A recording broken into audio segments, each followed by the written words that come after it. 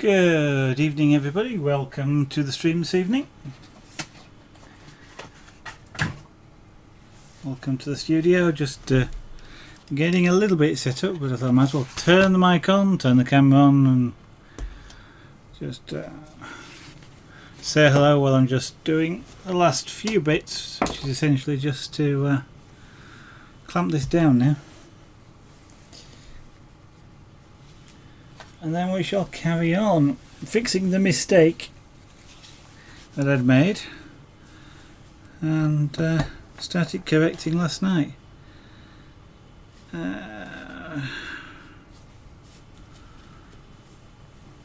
trying to decide if I actually wanted to clamp it in a different position, but this one should do for now at least.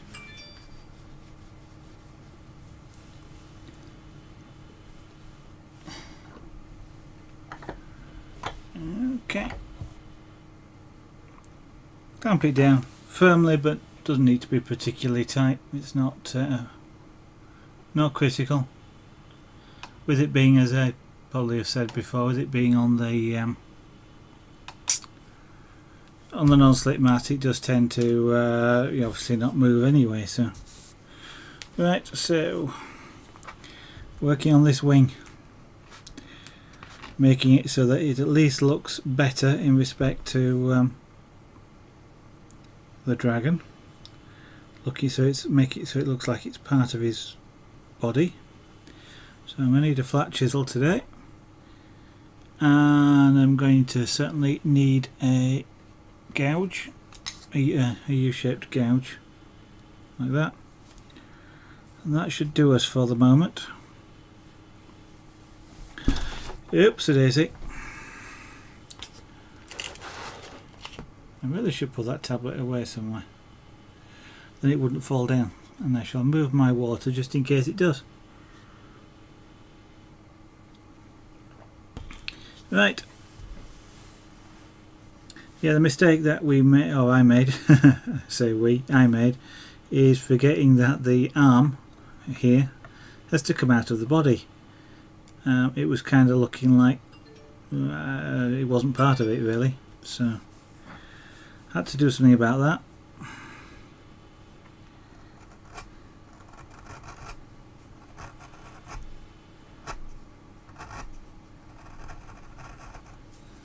Luckily I've caught the mistake fairly early on before I really had finalised heights, because if I hadn't, then if I got a final height, then there'd have been just no way of fixing it. It would have been just too bad. So I'm just going to try and do now. Let's do a little bit. I kind of work in. Actually, I'm going to change my glasses. I kind of work in layers, sort of small layers at a time. That way, then I do have chance to correct mistakes like I've just found yesterday. And then. Hopefully by the time I've got down to sort of the final depth of the piece, I've corrected all the mistakes I've made.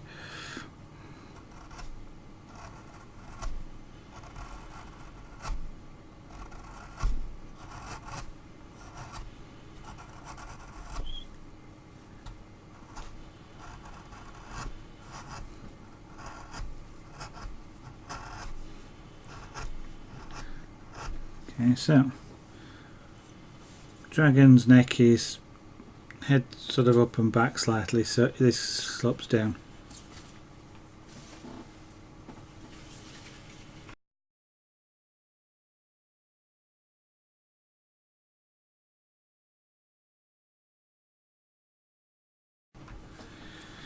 Right, so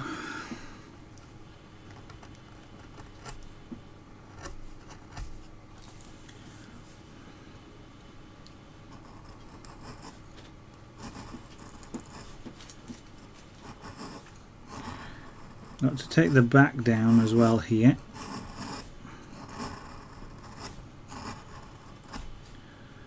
So the dragon is sort of fairly broad backed.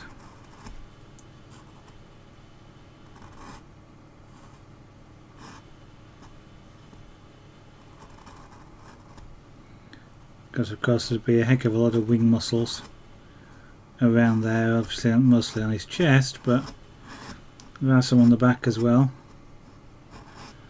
to help them pull the wings up. Now I know this is all fictitious, but I mean, if you look at bats, which this is a similar sort of image, body layout sort of thing in terms of the wings, then that sort of applies to them as well.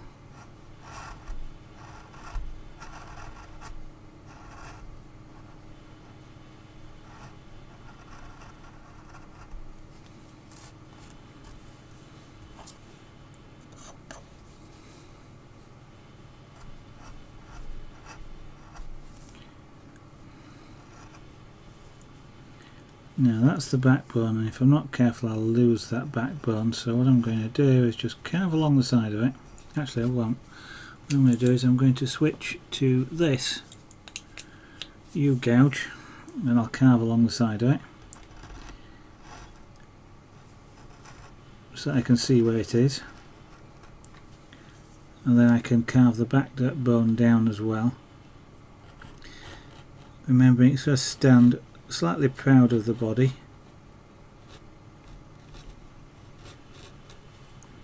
just like ours do, so you've just got that sort of bony ridge.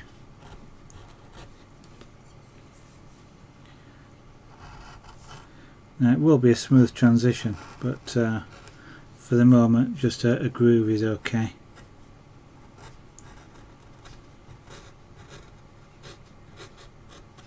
This is almost what I could do with almost but not quite could do with a reverse gouge, which is the U shape upside down, but it's not really warranted for this.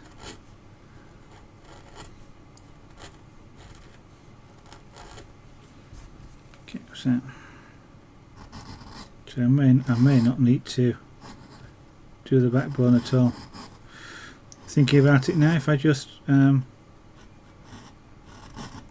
apply this groove down the side, I'll get a smooth curve up to where the backbone would be, which will achieve what I was trying to, without having to actually carve the backbone down.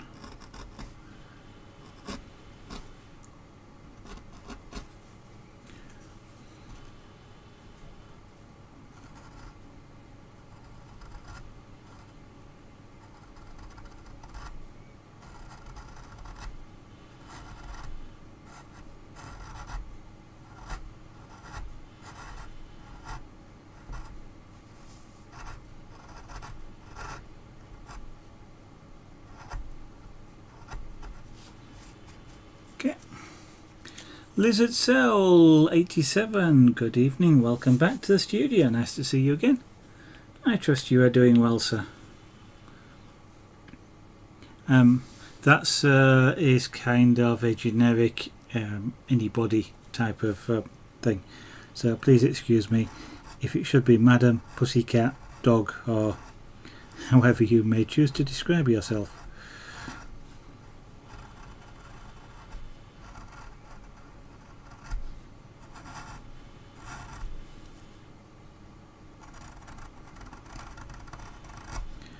I almost certainly would probably say the same thing even if I did know whether you were a dog, a cat, or a man or a woman.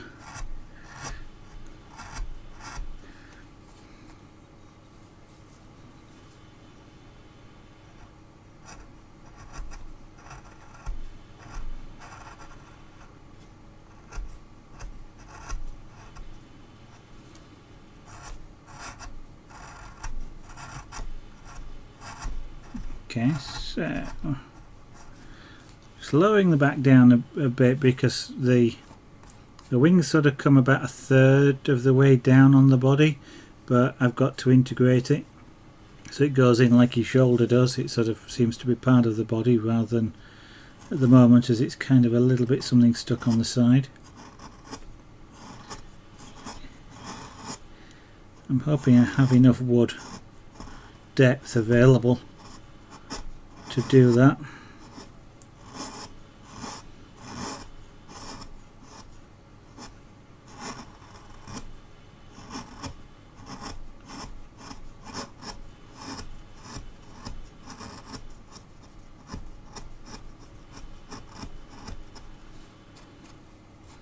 Okay, I wanted to carve a bit of the body down because I've got to take the whole wing down, and I kind of need some sort of reference. I've got to go lower down just so that this wing has got to, I can sort of handle it at this sort of angle, but is kind of, it's like you reaching in behind yourself with your arm. It's not really sort of a natural position too much, and I kind of feel it would be the same for the dragons. So I want this wing actually a little bit more flatter, or possibly even angle the other way, but I don't think I have enough room now to angle it the other way really. So at least we'll flatten it down. Now I need to just maintain an idea of where the fingers are, because if you look at this, it's kind of like a hand in terms of the shape. You've got the upper arm, elbow, forearm, and then the hand on the end with the thumb. There's actually 4 fingers, but there's sort of 2 at this position here which you can't really see.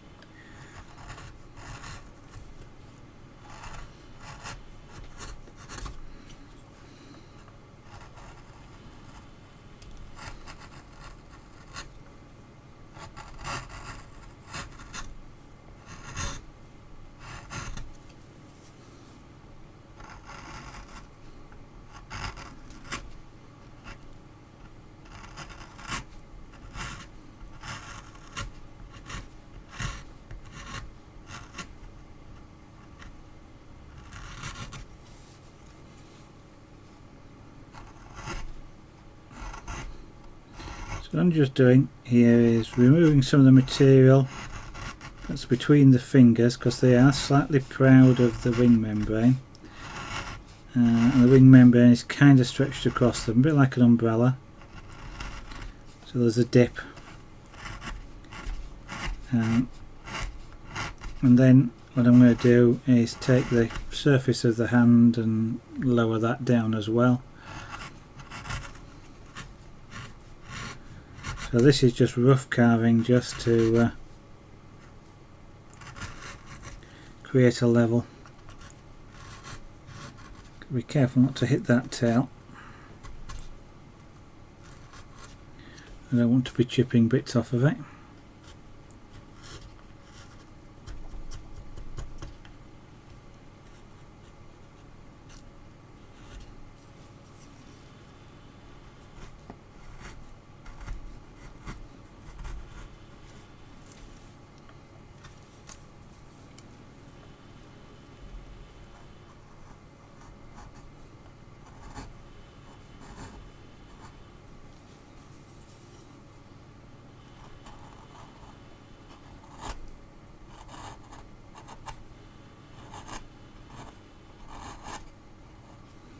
Okay, now I can take the wing down, the hand down a little bit.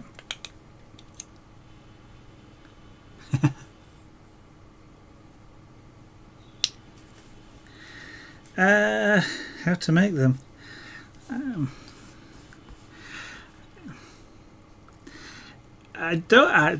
It's kind of just observation really, and for me, feeling it. If it feels right, it probably is. If it doesn't feel right, then I mean this doesn't feel right to me here, for example. So that kind of would be the dragon really arching its back. So that's kind of what's driving me, but I don't really have an explanation as to what it takes. In some ways, it's not a lot. Well, it's not a lot different to anywhere else, to be honest.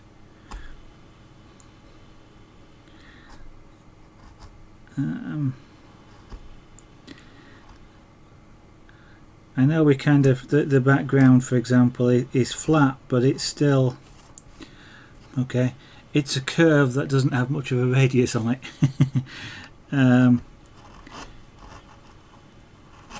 In fact, to be honest, carving flat surfaces is harder than carving curved ones. Especially the larger the flat surface, the harder it is to get it to be flat and level. You won't see it here, but if I run my finger up here, for example, I can feel this comes uphill. So I know this has got to be dug down a little bit further to be level with the back here. And as I'm running my finger over here, I can feel all sorts of bumps. This side here is really nice and smooth, and there's a few, but not enough for me to be too concerned about it. There's a dip here, but again, it's not fantastically visible. So it's really hard. I mean, the flat areas I find much harder to do.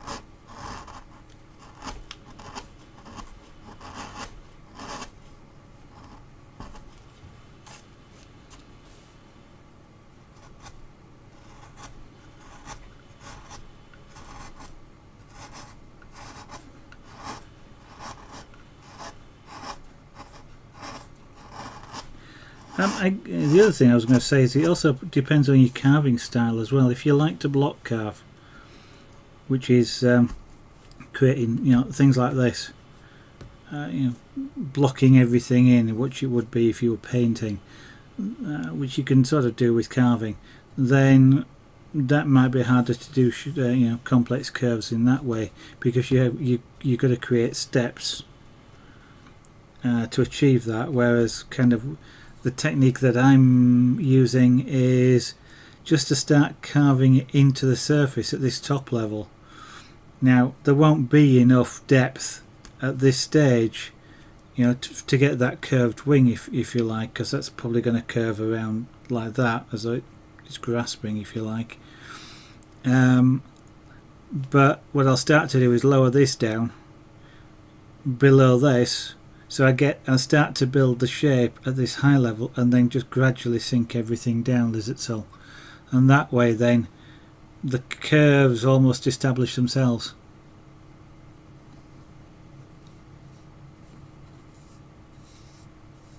Yeah, it's what there's kind of, same with painting and one or two other things, is there's rules. And there's physiology in the case of a dragon. It's a living being. So if you go with sort of a human or an earth-centric body structure, then it tells you something about it. They've got a rib cage, they've got a backbone. Clearly, these are arms, so you kind of know something about them. It's an internal skeleton, it's not an exoskeleton, so you kind of know something about them, but you kind of can, you could be anatomically correct and it doesn't look right. So looking and feeling, if you are tactile like I am, if it feels right and looks right, in quotes, sod the biology. It's that sort of thing. You're carving this to look good, you're not carving it to be anatomically correct, for example. So there's a lot of that. Just ignore perspective, ignore things like that. If it looks okay, then there will be some people that will go, yeah, but it's not in perspective right, or but biologically you couldn't really have that. And somebody said that to me about these dragons. It's kind of, yeah, and how many of these have you seen? So from that perspective you can deal with it. I generally don't use sandpaper. Don't really need to. Occasionally you do, but this, for example, here, it might look like it's, and you probably can't see it too well, but it might look like it's sanded, but in actual fact this is carved. That's just straight carved. There's no sanding on there at all. And in fact, if I did sand it, it'd probably lose. You can probably see like a little shine coming off of it. And same possibly around this edge here. If I did actually sand it, I'd lose that shine. Even with really fine sandpaper. And one of the things you've got to, you might think is, well, there's the sandpaper, and you get up to probably about 1600 grit, and then you start switching to things like emery paper. But if you use emery paper on this, it goes black. the stuff on the emery paper comes off, embeds itself in the wood. It goes all grey and dull and not very nice. The chisel itself, providing you get the right direction, and that's not it, but see if I can find. If I start to carve this, I can carve extremely thin pieces. You might just see that's rather a thick one, but I can start to do this, and now I've got a surface there which again you won't see it very much, but I've got a surface there that is smoother than sanding. And what I normally do on large areas is use a wider blade. It makes it easier to do. But essentially, I don't often have a need to sand. Not with using a blade carver. If I use the rotary carvers, then generally they need some sort of sanding or smoothing afterwards, just from the nature of the way that they work. But providing you cut the right direction on the grain, you get a really smooth, very smooth output.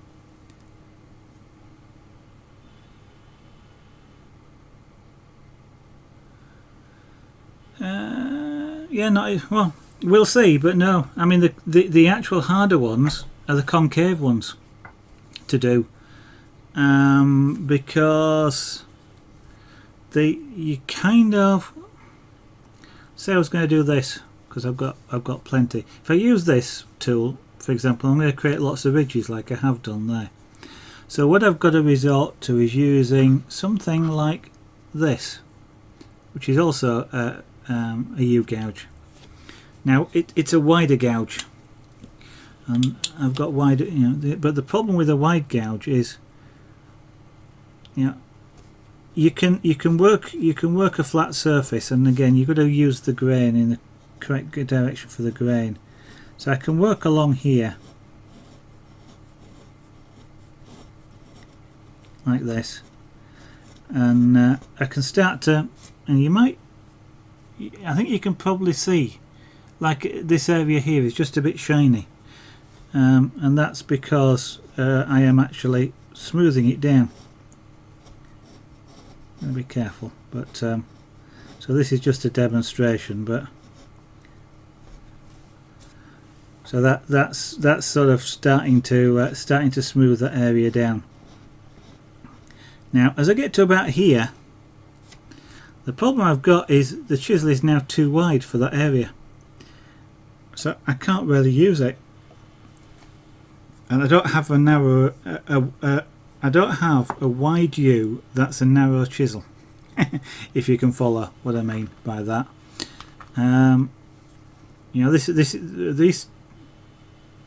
These two are about the same sort of U shape, but this one's wider, so they're about the same sort of cutting depth. Now on this one, you see, I can only just get in there. I can't get as far as that at this stage because of the angles.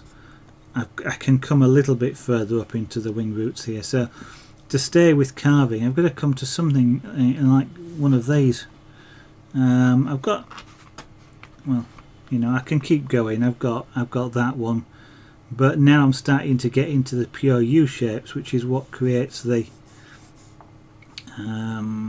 rough cut there. And let me just see if I can actually shave shave this area smooth with. It's really hard to do because you just keep creating U-channels and trying to place the chisel on the ridge that you've just created, because you've just created a slight U shape in the wood, is amazingly difficult. And you can see how hard I'm having to try by doing this slowly, and just how much material I'm taking away. So the concave areas are actually the worst in that respect, unless you've got, you know, a lot more of the U-shaped gouges that you can use, you know, narrow ones on. But still, ultimately, you get to the point, and I am starting to do it, but it's time consuming, as you can see. But ultimately, you get to the point, and it just won't go any further. And it really doesn't matter how many chisels you've got; you'll have that problem. So then, yes, you might have to resort to sandpaper. But again, you know, you want to be fairly limited in it because it actually won't create such a smooth surface.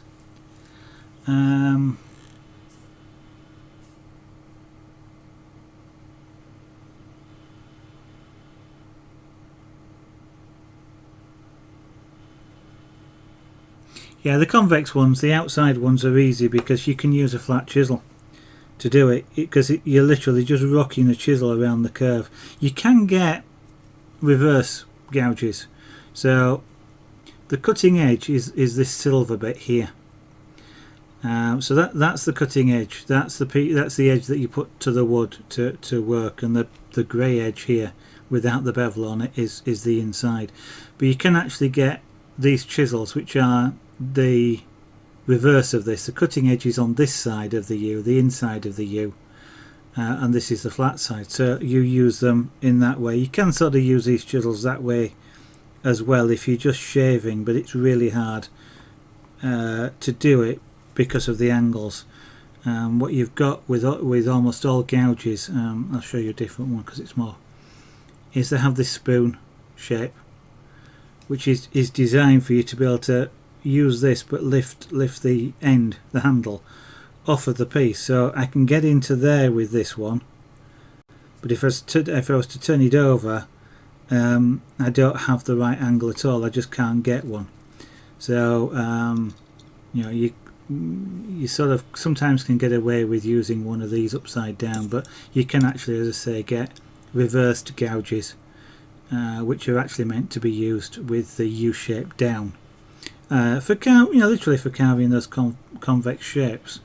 But equally well, you can just use a chisel and a flat chisel, because a flat chisel on a curve will only cut on the apex of the curve. So you're cutting the apex off every time you do it, and then it's just a matter of rocking the chisel, and I'm working the wrong way there with respect to the grain, but you know, that's essentially what I'll do at this point, is just rock the chisel as I come backwards and forwards along this area to create that smooth outer curve. And I've not done very well there. I could do it in a handle and take more time.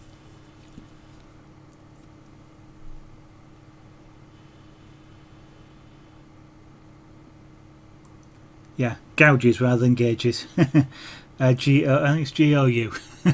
But yeah, gauges to do with either railway tracks or wire. Yeah, and you can get, you can get all sorts of spoon ones. So you can get them that have got a real bend on them. In fact, the reverse versions of these are often used for reverse for like spoon carving, for example. And some of these are really canted, so you can get into spoon bowls as well, because they're really hard to do, because of course a spoon is cupped. So when you're trying to get in, the sides are stopping you all the way around, so you get them with really, quite strong bends on. Anyway, I hope that answered all your questions there. I probably went off on a few tangents, but at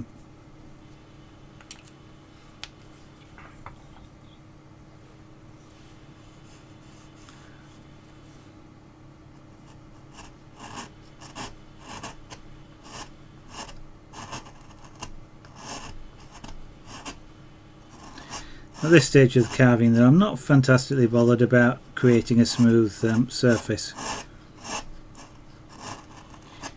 Mainly because I'll then, cut it off probably. So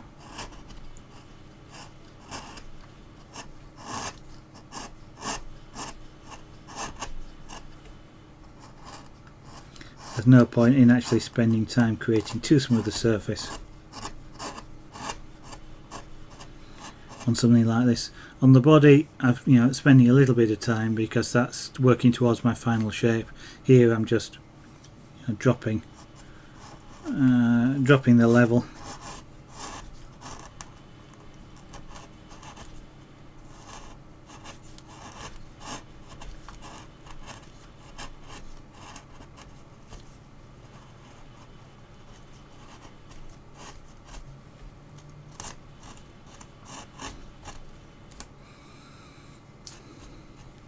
Okay, I'm going to switch to this one just to put my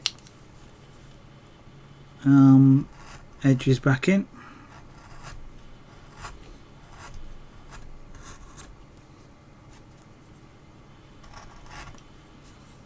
A bit more just around there.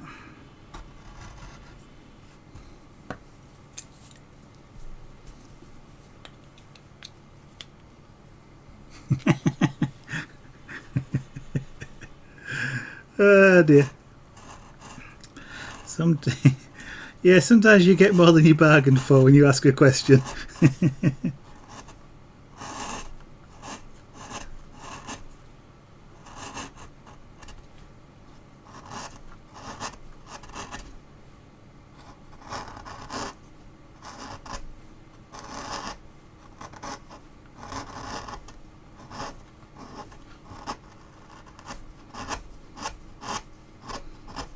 By the way, I mean, if you wanted to use sandpaper, you can use sandpaper. There's nothing actually. There's no rule that says you can't or you have to or anything like that.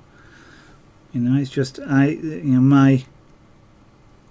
have found that if I carve like I enjoy carving, my final layer of carving is almost just shaving the wood, just to make it smooth.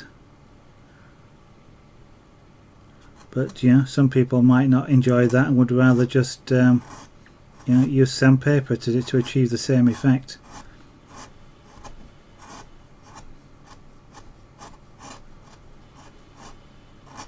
And as I say, if I was doing this with a rotary carving tool, for example, then I'd be wanting to do something like that, use sandpaper, or even perhaps a sanding disc on the rotary tool itself, but just something like that, because a rotary tool produces quite a rough result.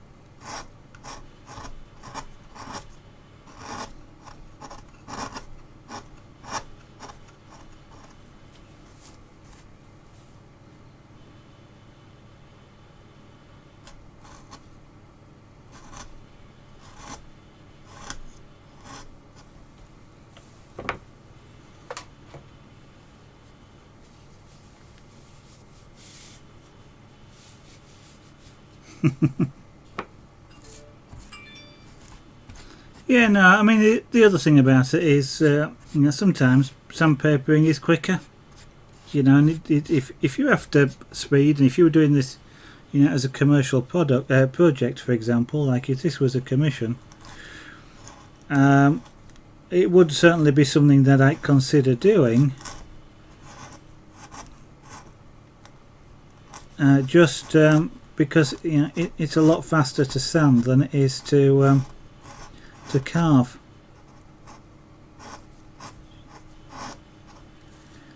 But there again, that that also depends on the client, because some clients, for example, would like to see the actual carving marks. This here, for example, you can't. Let me zoom in and see if I can show you. Come on, camera. Why are you not?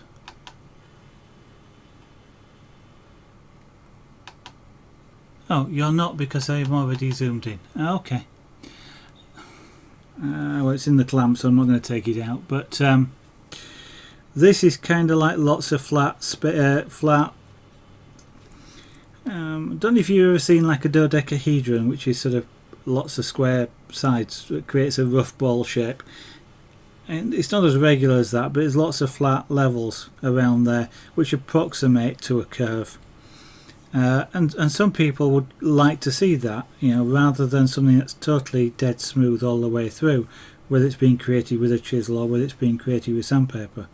So it also depends on the effect that you're after as well. So if somebody came to me and commissioned this who liked to see the tooling marks, I wouldn't sand it, I'd leave it like that. I would then spend a little bit of time doing some of the smoothing with the chisel, but not necessarily taking all the marks out of there. Yeah.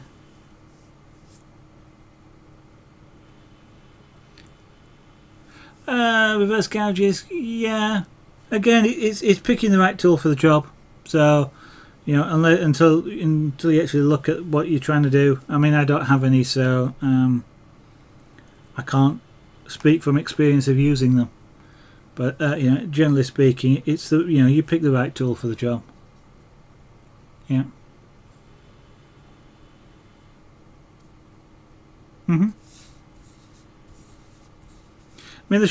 mainly speaking, the shiny layer comes because what you're doing is it's about reflected light. So the dull areas that you see in the wing here is because it's rough, and therefore it's scattering the light all over the place.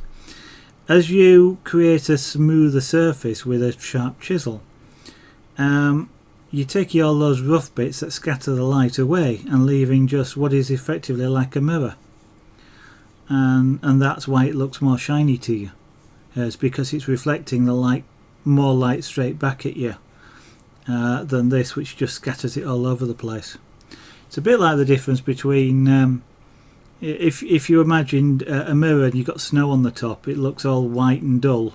As soon as you clear the snow off, it just shines. It's that sort of effect. So it's it's more that than the fact that the wood is shiny. I mean, I know this wood does get really smooth, so that's one of the nice things about it.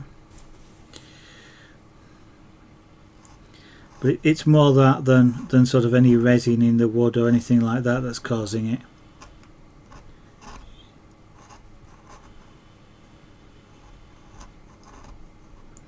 I don't actually know whether this wood contains a lot of resin. One of these days what I'll have to do is apply a pyrography tool to it, because if I do that, it'll tell me fairly quickly if there's a lot of resin in the wood, because when you apply heat with a tool like that, you're drawing the resin out. So the quicker you get a colour at a given temperature, the more resin or sap or whatever the contents of the cell is, the more that there is there.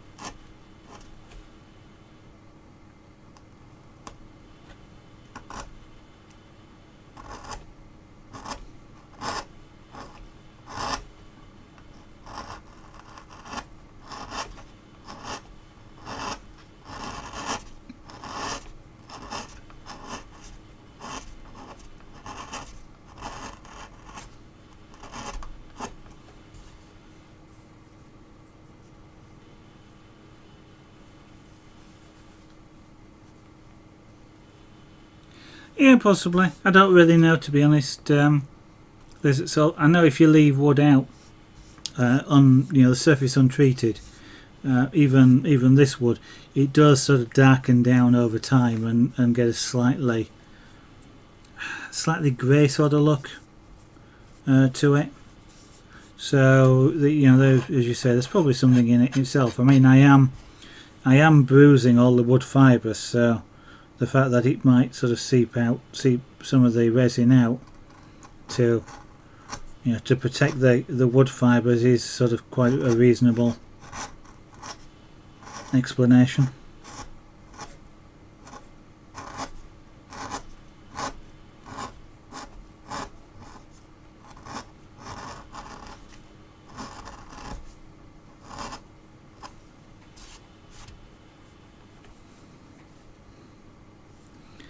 Let me put a little bit more of that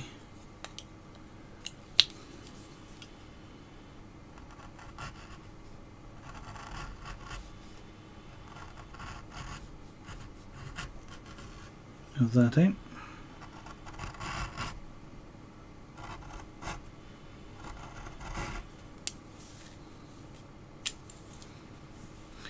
Kind of like drawing with chisels, really.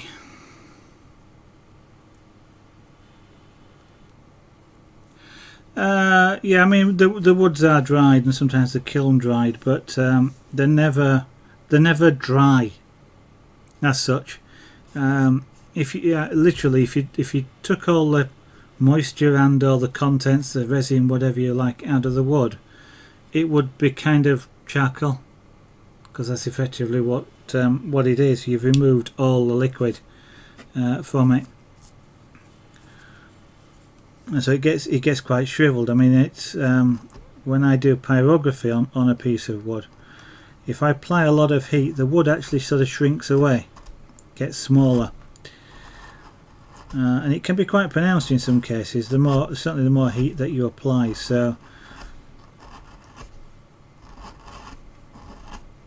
and since I occasionally have to sort of scrape it off, it's very fragile but quite hard. Is carbonised wood.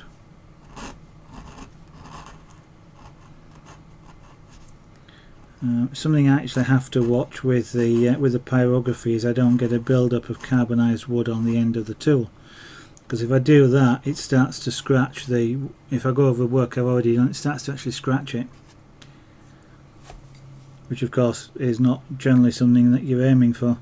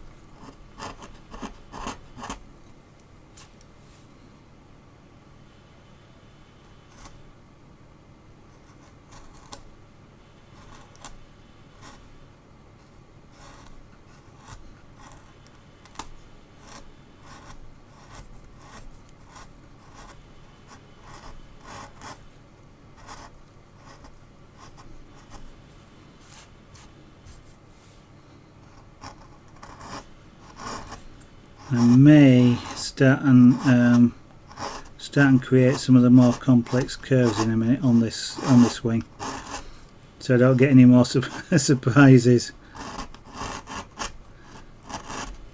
I still want it to go down a little bit further, but it might be worth at this stage starting to block in or curve some of the wing shape, which is like an umbrella basically.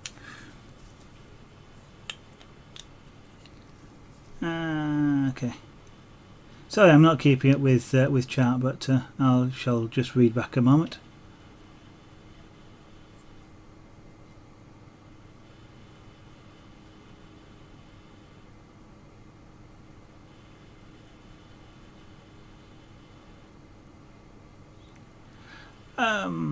I certainly would say, if you have an interest in doing it, Lizard Soul, then the woodworking is probably going to be more cabinetry style, I suspect, because that's the marketable carpentry. I say a cabinetry, but I'm talking about things like not only building cabinets, which is what they say about carpentry, but house framing, window framing, that sort of thing, doors, door hanging, because that's always a carpenter's job. Floorboards, that sort of thing is probably more the course they're expecting, because that the building trade, for example, is a good consumer of chippies. Carpenters. A slang for them in the UK is chippy, I guess, coming from the chips of wood that they create. But yes, it's it's a great skill, and it will teach you to use a lot of the tools as well. The saws, the rotary saws, the band saws, mortisers, that sort of thing. You'll probably be using chisels to create things like mortise joints or finger joints, and I forgot what they're called, but they're like triangular joints. I can't remember the name of them now. Dovetail joints, that sort of thing. You're more likely to learn on there than carving.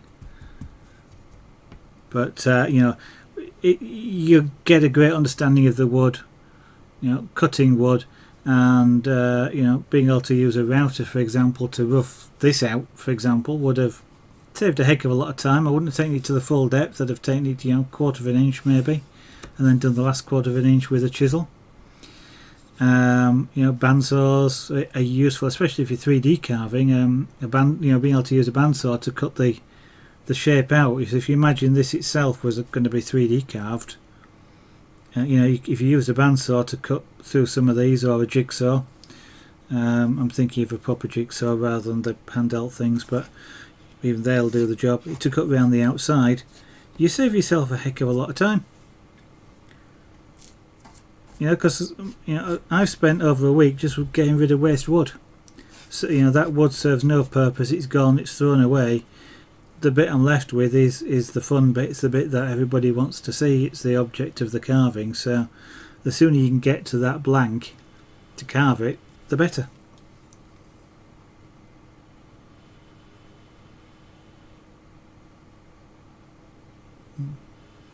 Well, most obviously different countries differ, but in the UK, for example, and I suspect it's the same in America, and actually Canada as well.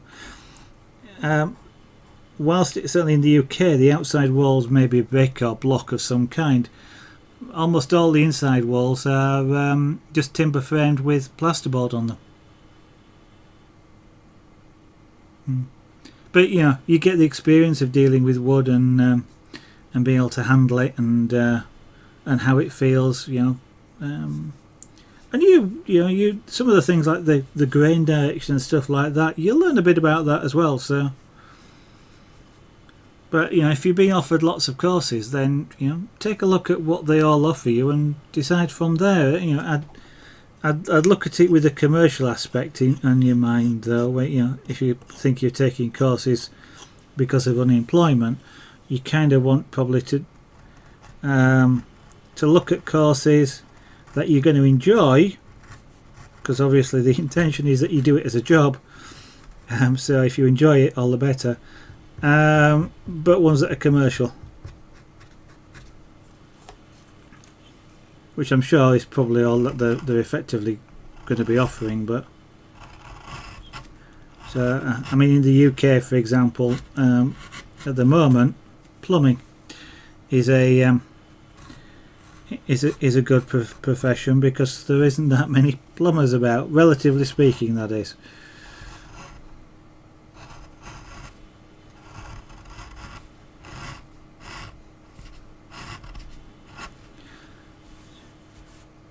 but I suspect probably the top three they'll be thinking about in terms of courses will be the woodworking, electrician, sparkies, and plumbing. They tend to be the three because of course they're used in the building industry a lot.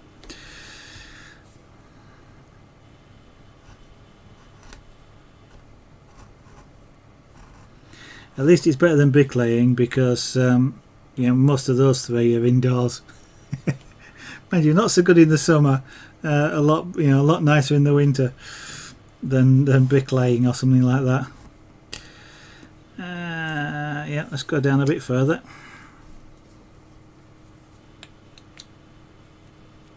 Yeah. Oh yeah. This, as you say, there's. That's their aim. Well, I don't know the specific courses you're talking about. I'm aware that with the that's the commercial side of carpentry.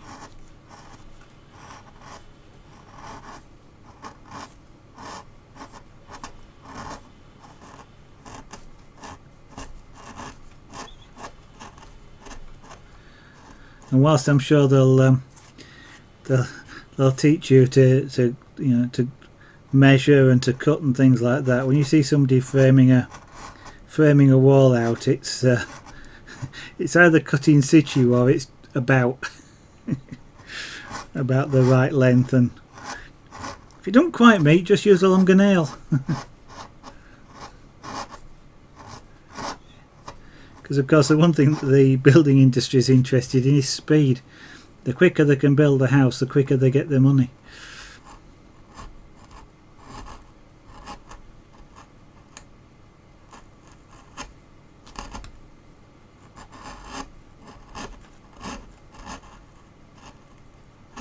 That doesn't mean, by the way, that they do a bad job. It's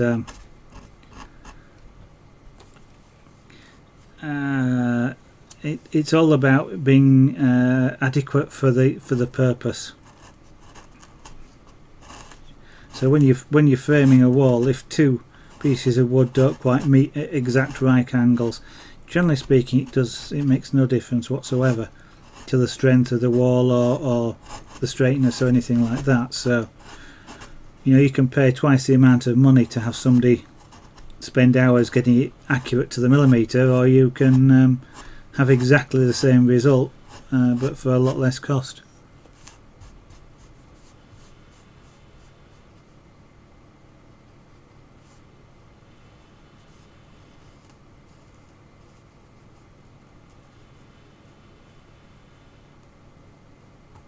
Yeah.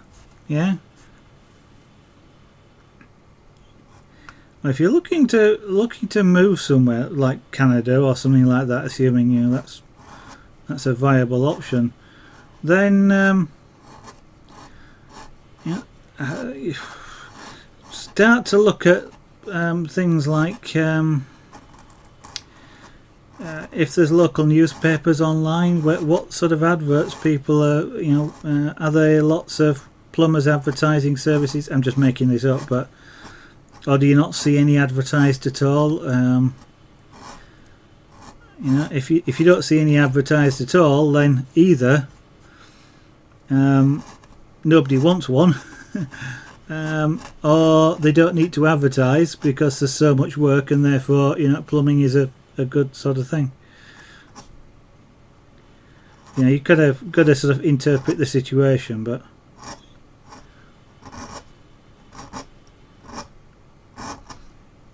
and of course if you were looking at a newspaper that specialised in car reports, then you might not see plumbers and carpenters of course, but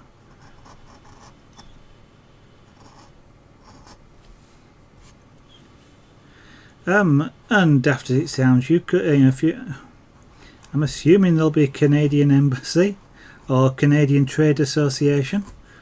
If you're interested in going to Canada, email them, ask them what trades are in short supply, what would be desirable. I mean, I don't know for you moving somewhere like that, whether you've got to apply for sort of residency and things like that. You know, an English person wanting to go live in America or Canada, I believe, has to show that they have something that the country wants. So, you know, checking that out first is probably a good idea.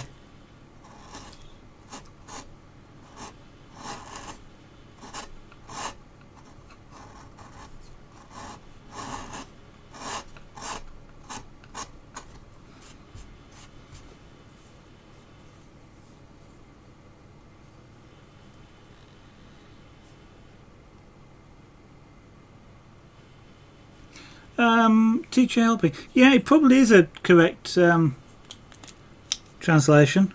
Or classroom helper is what it might be described of in the UK. They're generally trained people, but they're not qualified. So they're not qualified teachers. So they're not, for example, in the UK, they're not allowed to take a class by themselves. Essentially, they're not really allowed to teach, in quotes. That's a little bit of a loose statement, but they're there to assist the teacher, you know, in explaining, you know, practical lessons, helping to control the children, and you know, just generally helping out. But they are, you know, they're trained to work with children. They're trained in some of the teaching techniques, because they do, you know, teach, if only by example, and you know, how to speak to a child is, you know, you can explain how to explain things, and that's kind of a teaching thing. So it probably does mean that. Actually, think well. Kitchen work is. I was about to say long hours. That's not necessarily true. It's hard work. It's really hard work.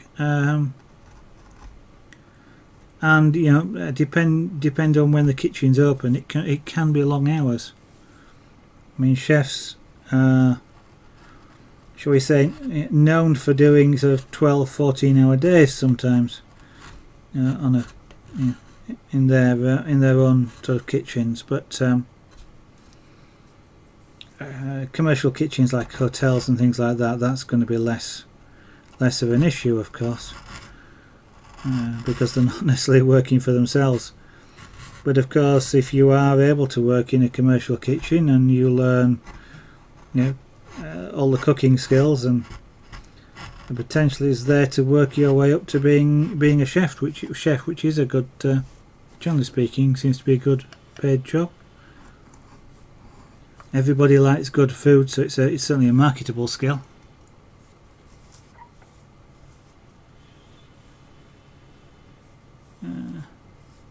Yeah. Wherever there's a building boom, you'll find carpenters are requested. You don't actually have to visit them. You can email them and ask them.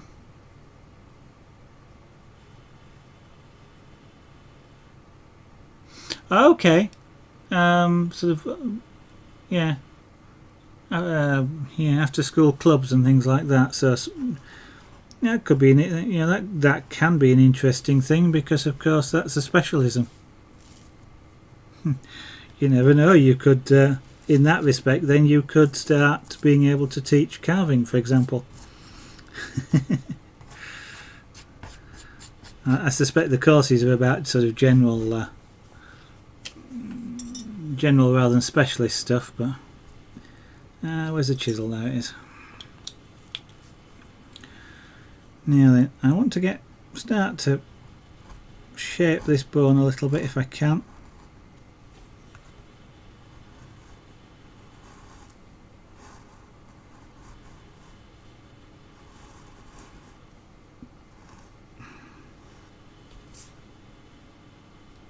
I can put up with a little bit of a crease there, but I want to really try and blend it in a little bit better.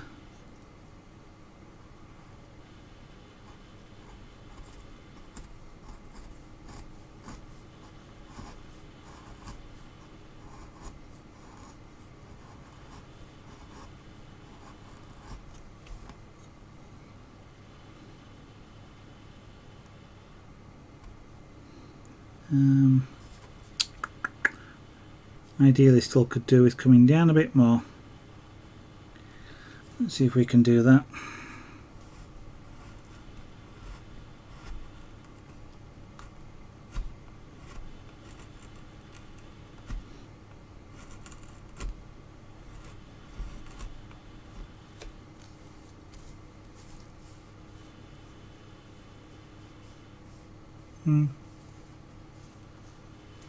Okay, well, you know, knowing what you're good at and what you're not good at, what interests you and what doesn't, is a good thing.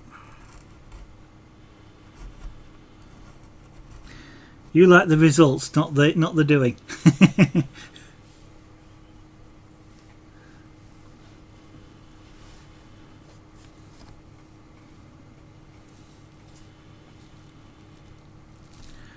And you've, yeah, I was going to say some of it depends on your frame of mind as well.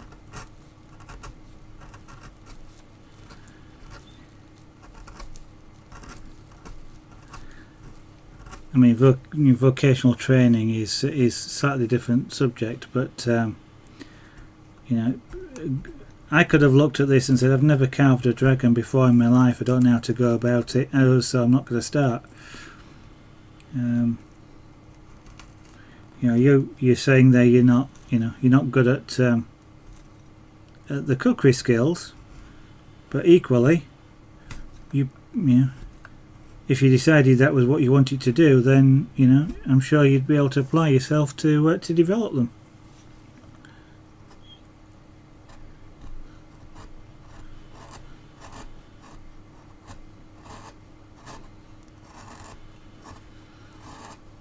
Well, as a friend of mine used to want, or to paraphrase what he used to say is, you know, you're not interested in cookery, but if you're on a desert island by yourself, I'm sure it becomes really, really important to you really quickly.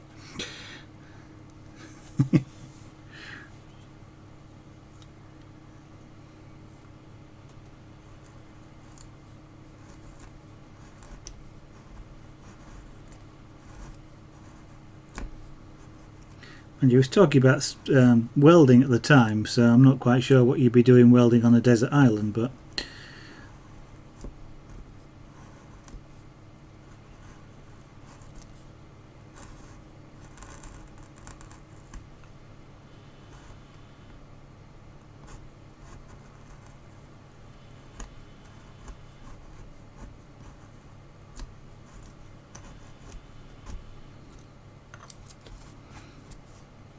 yeah, I've also done this point here. It's almost reached the level of this background rock that I need to carve further down, so I have to just bear that in mind. But I'm also got to bear in mind, before I make another mistake, that at some point this body is arching his back, so it's going to go down and up.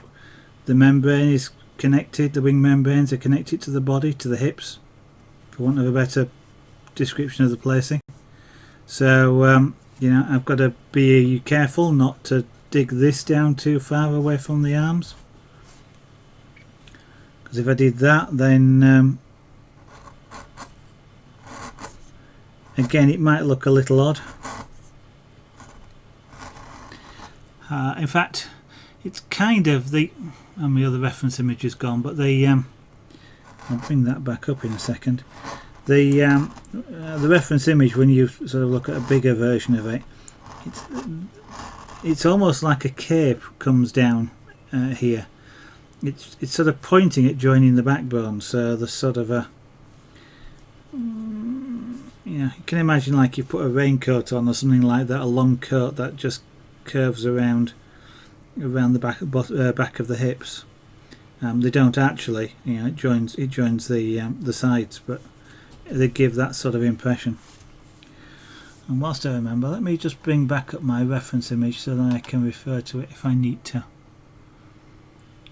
The problem is I've got to remember where it is. Probably in there. Yep, it's that one.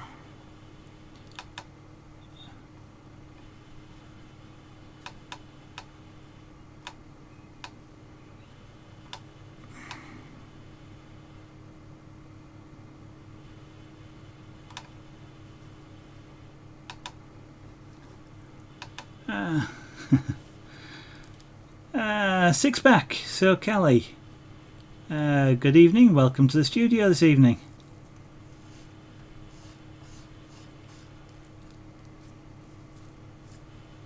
Oh, I think Lizard Soul wants to move to Canada. Me, I'm quite happy in the UK.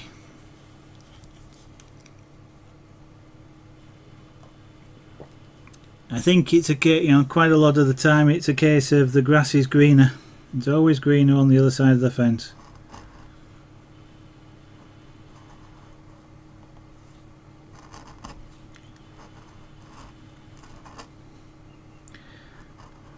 And I kind of look at some of the advantages of being in the UK. The National Health Service, for example, I don't have to, well, I do pay for that, but it's paid out of my wage. I don't have to have a separate insurance policy.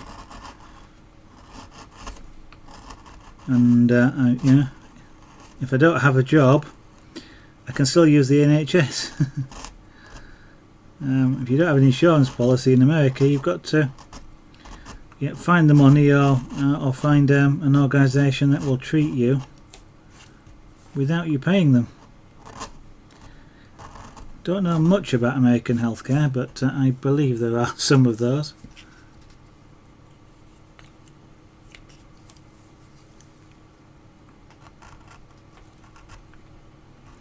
So I'm just putting in, demarking the arms and roughly where the fingers are here.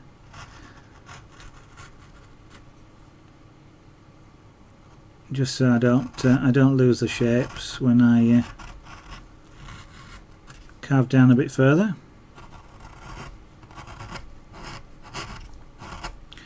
Right. So I am thinking that this wing is going to curve down at the back, so at some point I'm going to start now and start to apply a curve at the back of the wing here. So start to take it downwards now.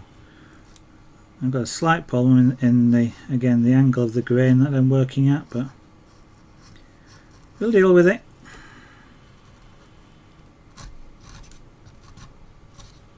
Also have to be careful at the wood, because the wood chips off.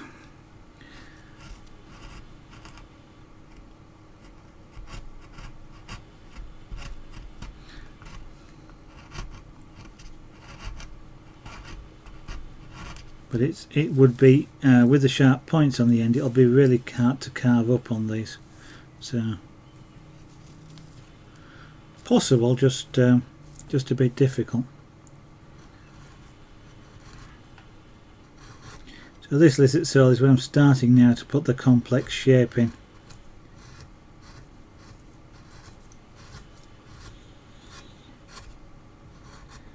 It's really sort of been almost flat carving at this stage, but now the tips are going to go down, this wing side is going to go down, and then the whole thing will lower down a bit more, because I think I want this wing bone to be sort of more horizontal. So this wing tip is going to almost touch the board down here.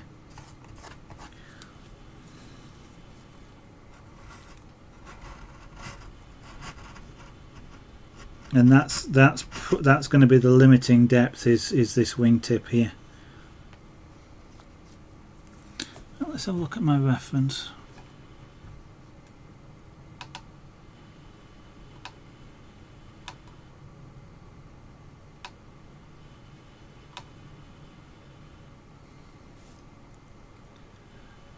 Yeah, the reference picture is a bit odd because it's kind of like one wing's that way and one wing's that way, if you caught me drift. I think it's just an optical illusion. Oh,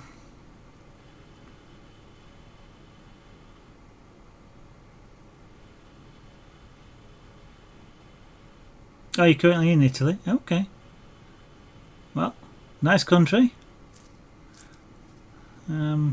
NHS in Canada. Okay, that's something I didn't know.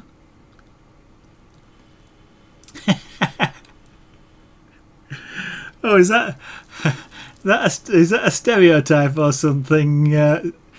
Six pack so Kelly.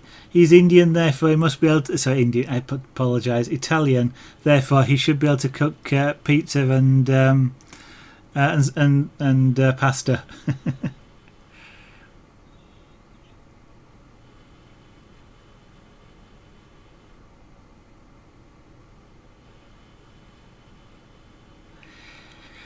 Yeah, but it's not quite that simple, is it, Lizard Soul? I mean, that's the skill that comes with it, though. You know, you can get somebody that puts, you know, let's say half a pint of olive oil in, and it wouldn't taste nice at all, would it? So, you know.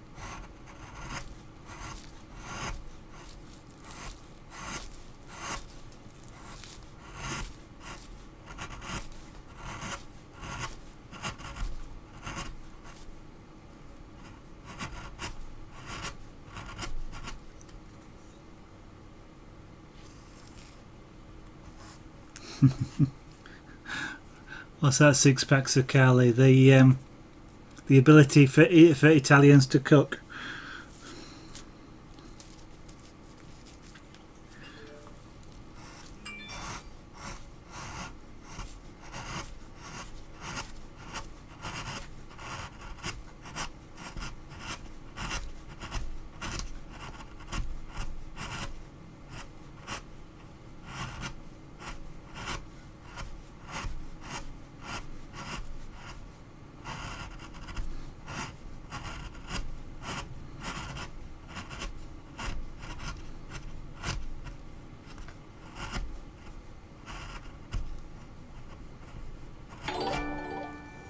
Six packs of Cali. Thank you very much for following. That is most fantastic of you. I do appreciate it. Thank you.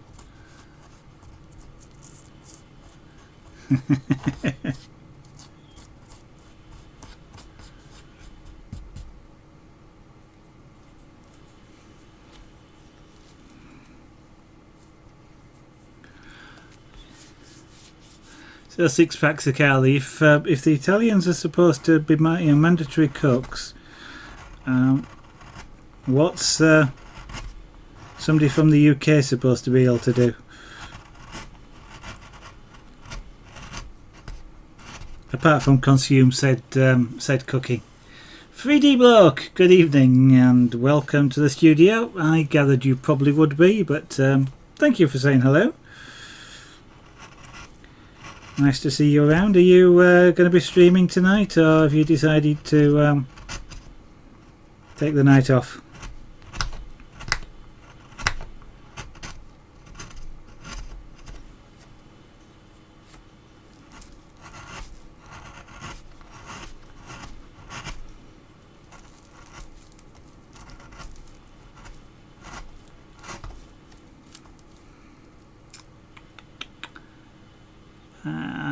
Yeah, don't make a mistake. Don't make a mistake, which I was almost doing. So I have to remember, it's a mistake I'm almost... Well, it's a mistake I almost made, but it may be one of those things that you go, yeah, but it looks better if. And that is... the wing is actually, you know, a hand, for want of a better description. An arm, so you've got the arm here and the hand, and the bones, just like our bones, if you like, are roughly speaking straight-ish. So, you know, out to the first and the second knuckles, you know, they're straight and then straight and then straight out to the fingertips, and the membrane kind of follows that. So I'm going to be, you know, the mistake I almost made there was making it a smooth curve, because it wouldn't be a smooth curve, it'd be a series of not straight bits with bends in it. But there again, it might just look a lot better being a smooth curve, even though, you know, anatomically speaking, that's wrong. Yeah, that's true. Oh. Yeah. We're master of it, and there's no one better than 3D. Sorry, Free, you kind of set yourself up for that one a little bit.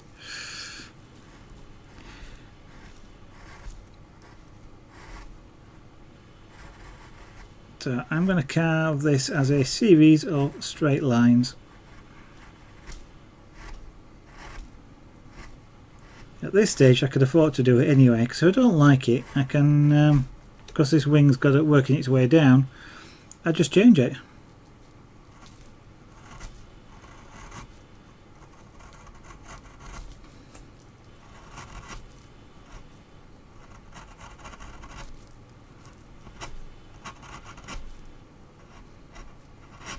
So my hand will be kind of in the way at the moment.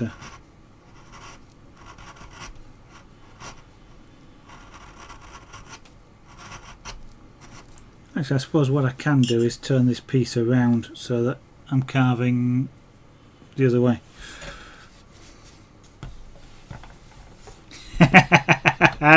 Got yourself out there, didn't you?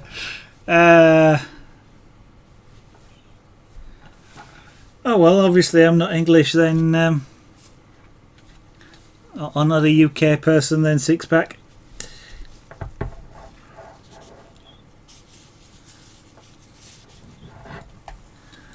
I don't know quite which country I'm from then.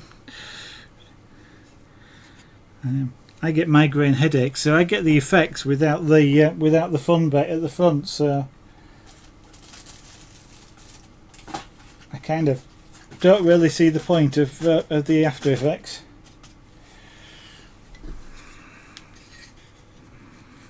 Yeah, so I've put that down this way, and I can carve that way, and you can actually see what I'm doing.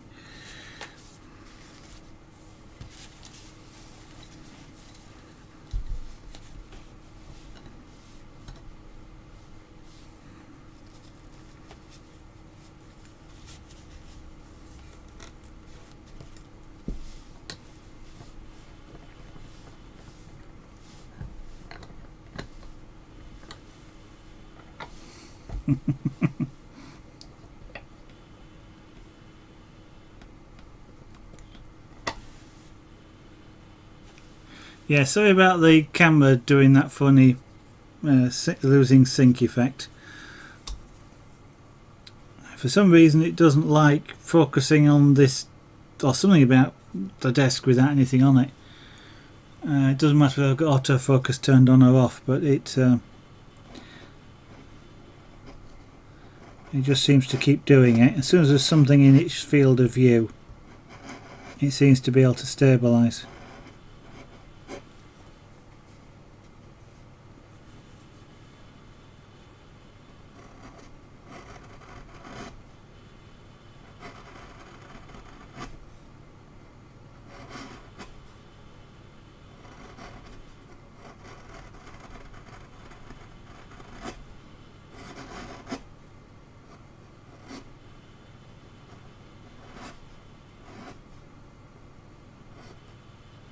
So now I'm sort of carving in straight lines rather than a curve.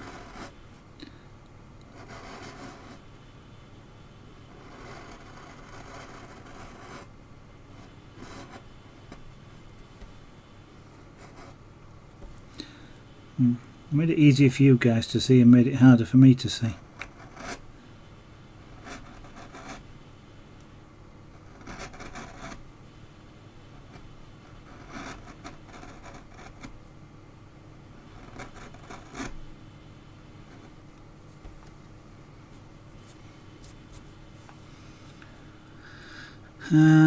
Yeah, so the next bone is about there.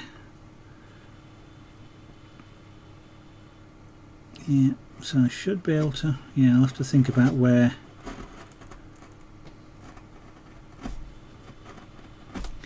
Now that I've got the requirement to carve in straight lines because of the finger bones, what I've now got to bear in mind is where the where all the joints are,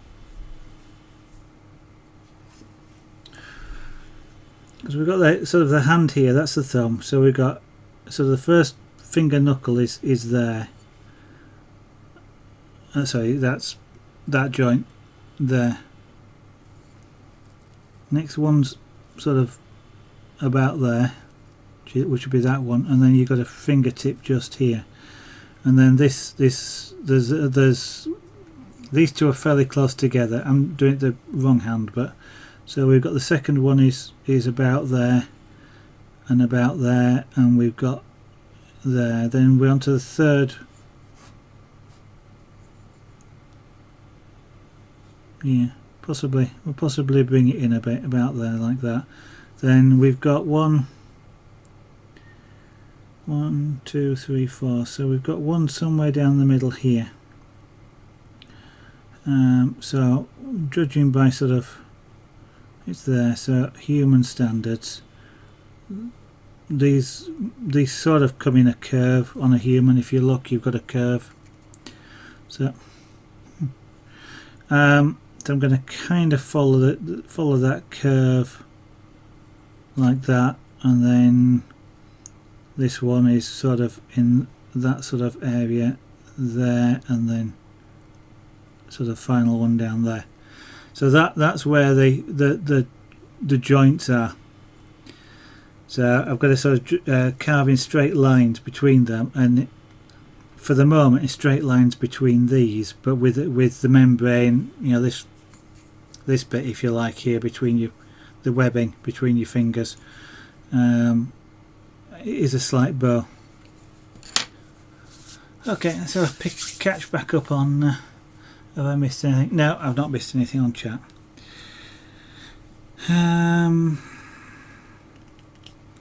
So before I lose some of the shaping around there, what I need to do is just keep an indication of where. It's not so bad because the fingertips are fairly obvious, but keeping an indication of roughly where the membranes are.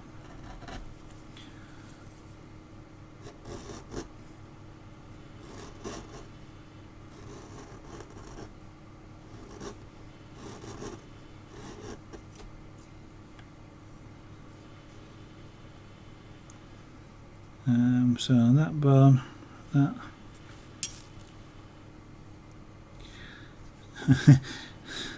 This is where you could do with a cam on me, because I'm kind of, you might see the shadow, I'm kind of moving my arm and elbow to try and guess the shapes.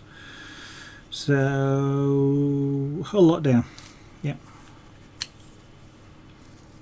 She's still a bit not quite right for me, isn't this? This elbow here.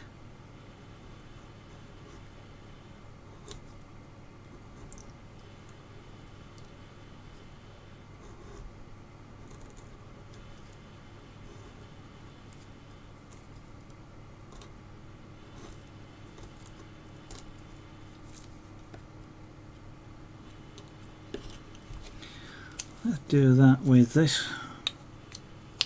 Bubbles to Monkey, good evening. Welcome to the studio this evening. Nice to see you again. I was watching you do your companion cube. Yesterday? Yeah, yesterday. Dear, I cannot remember. Days pass so quickly.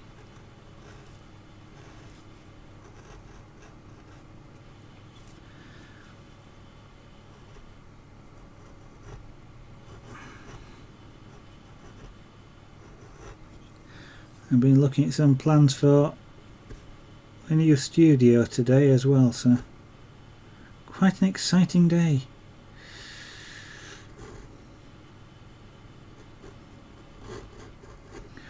Oh, I was going to say all the space I'm going to have, which I'm probably going to fill with something.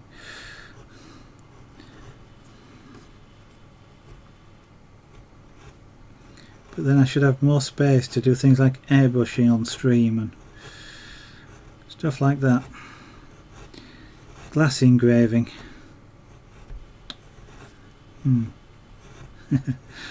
It's going to cost me a lot in glass.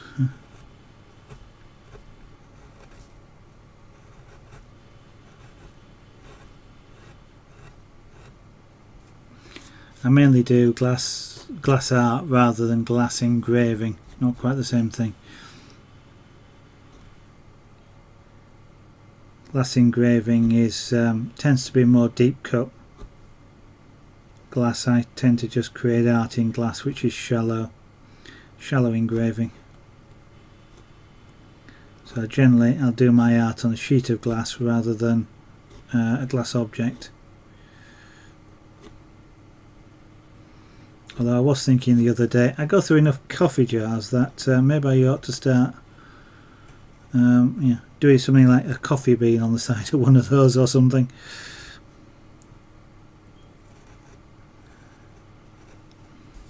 Maybe I'll be able to sell the coffee jars then, and at least keep myself in coffee.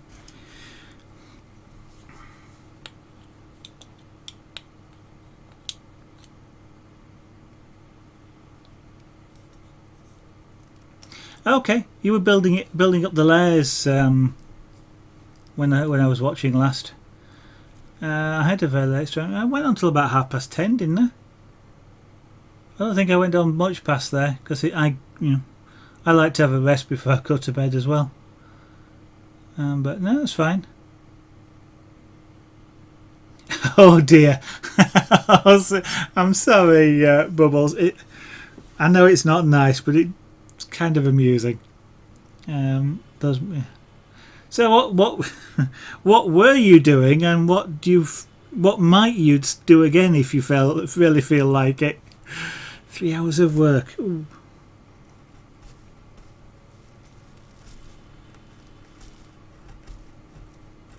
Kind of wonder if there ought to be some way of holding the beads down until you've finished. I don't know, something like a vacuum table or something like that, which would hold them in place, so that if you did tap it like that, nothing happened.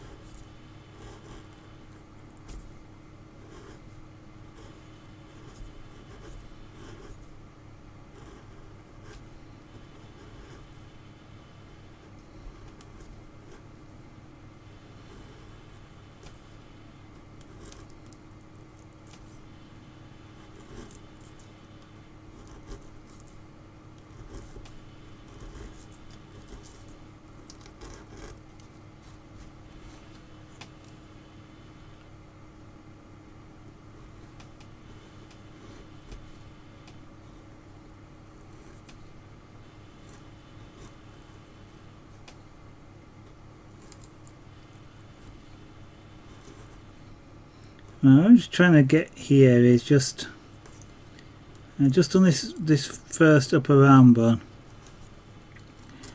Is just trying to get an angle that looks okay to me. I think I've got enough depth so I can adjust the wing shape to accommodate this. So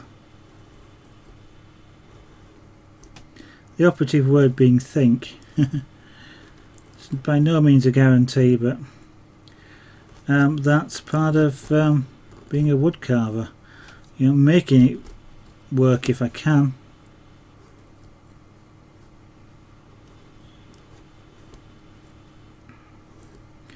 Okay, so that's better. I think I can probably manage to.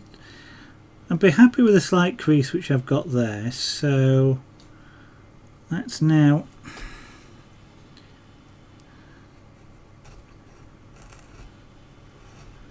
Give myself a little bit. I'm not quite sure yet where the back of this membrane here ties into, in where exactly where the hips are going to be. I'm not sure how much further I want to take the hips, which is this area here, down into the wood. If I don't take it down, well, this leg has got to be underneath the membrane anyway. let's put it this way, because the membrane just from a reference picture and how you imagine it would join skin wise, it comes around in a nice smooth curve straight into the tail or the flank. So okay, so if let's depth carve this. So let's have a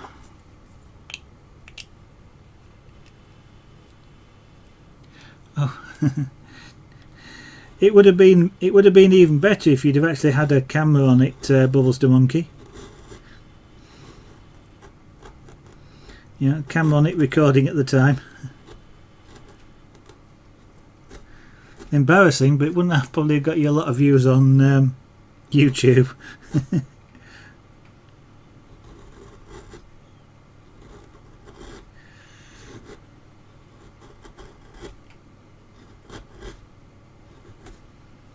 Okay, this has got to go up to sort of about there.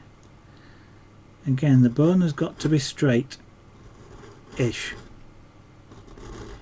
So there's nothing that says a bone actually has to be dead straight. I mean, they kind of aren't.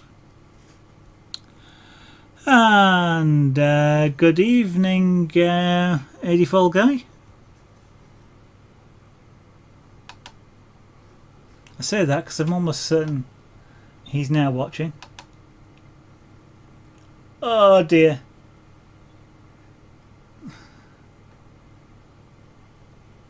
We dropped the tweezers. Oh dear. Well, that's a big sheet as well. That's one of those sort of 90 by 90s, isn't it? Oh, mini beads. Well, you like sorting them out.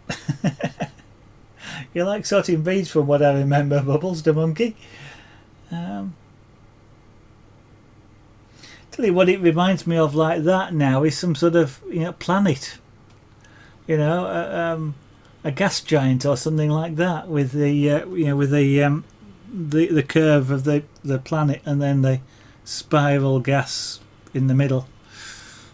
Oh dear, I'm sorry about laughing. It's kind of, yeah, it's kind of funny, but I know it's not the oh, not the minis. Okay, well, at least it makes it a little bit easier to pick up.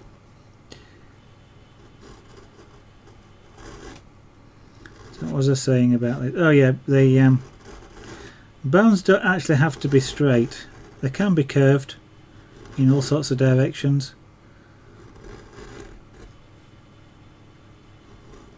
Because of course it's just an evolutionary thing.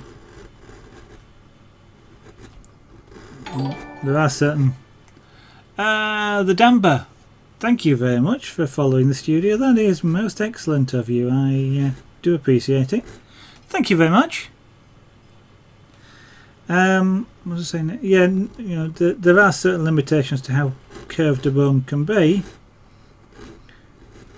because of course it needs strength, and of course here we're talking about a wing. So while some curving is probably potentially a good idea, I guess in biological terms, you know, in certain directions that may put too much stress on the bone, so you won't get one really curved, I don't think.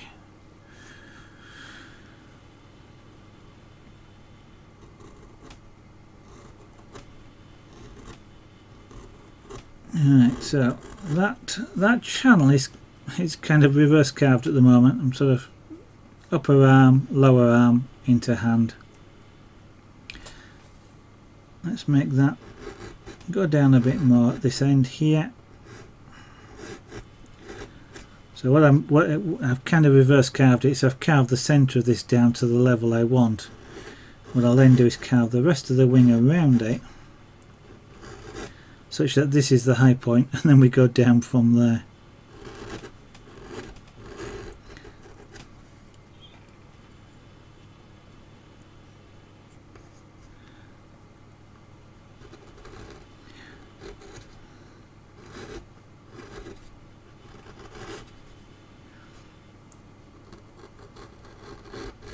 Right, so what I can afford to do here is just mark my centre point of the bone, roughly like that. It's a fairly substantial bone for the upper arm, as you might imagine.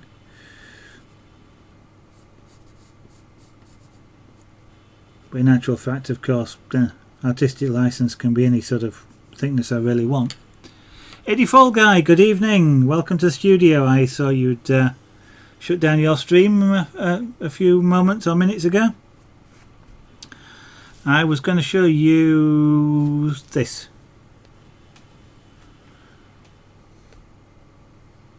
I think this one's bigger than yours, either that or my hands are smaller, because that's what I meant. It's almost nice, just as a ring, if you see what I mean. Not for its intended purpose. I wouldn't. Well, I suppose you wouldn't. That's really awkward to get at. But you know, just literally as a ring, it just fits perfectly me. And nobody would understand what it's for. But otherwise, yeah, no, I can't get it over my knuckle. Where's my ruler? I'm gonna autofocus is on. Come on, camera, focus on this. Alright, now there we go. So if I don't know if you can see the ruler. I'll try and get it on the edge. There you go. You should be able to see that. Give or take a little bit, because this is just cheap plastic ruler, but it's got to be at least 2.6. Well, at least 2.63 millimeters. I measured it at 3 millimeters roughly with the calipers. You know, to get an actual inside diameter and then measure it on a ruler, because as I say, the battery's flat. But it's almost, give or take a you know, the proverbial. It's 3 millimeters wide. Now it could be that it's just cut over wide, because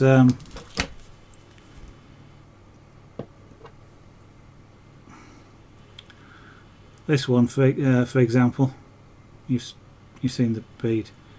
That one has got a fair bit of play in it. I'm sort of rocking that back side to side.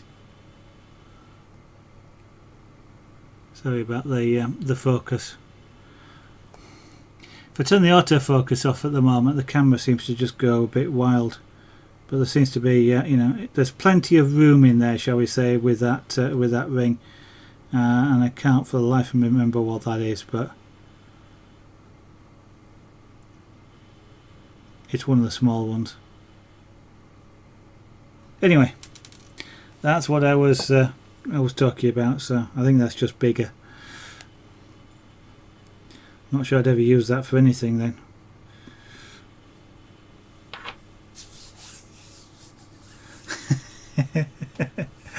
And I refused to make any further comments on your the way you described it.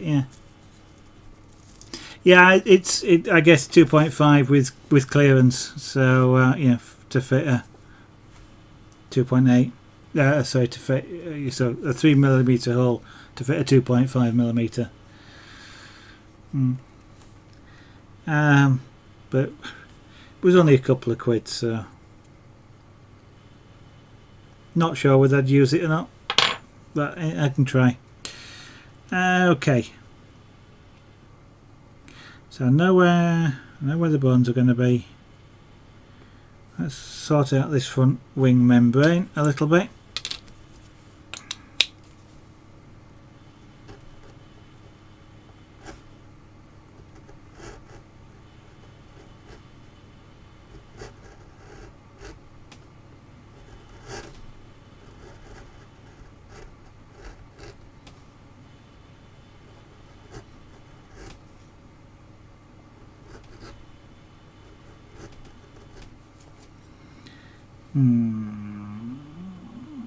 It's a little bit overcut.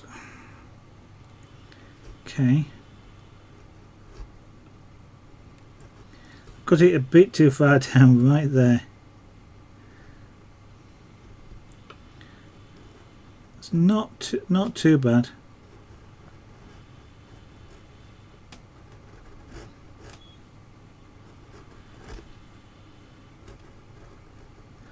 I am using a gouge here, a fairly wide but shallow gouge.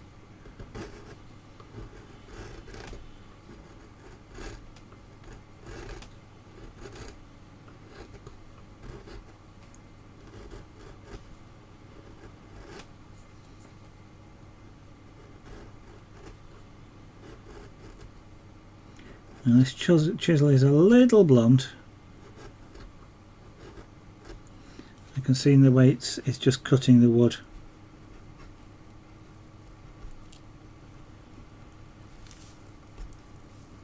In fact, it would be sensible to sharpen it.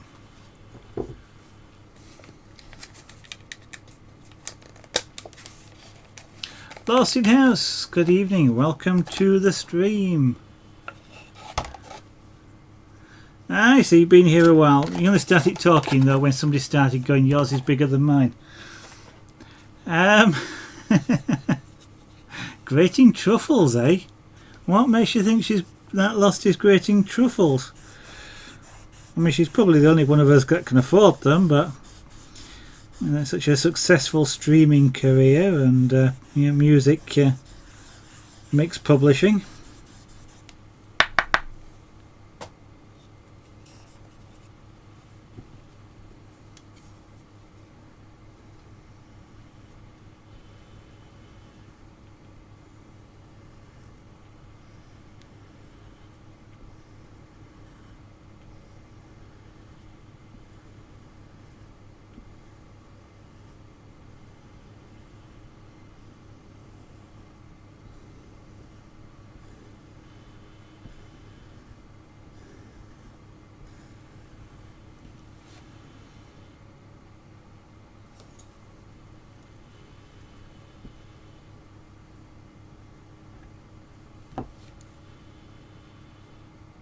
I can tell when I've got the right angle because you can see what as fine scratches just on the cutting edge here, the silver edge, the silver bevel start to polish out.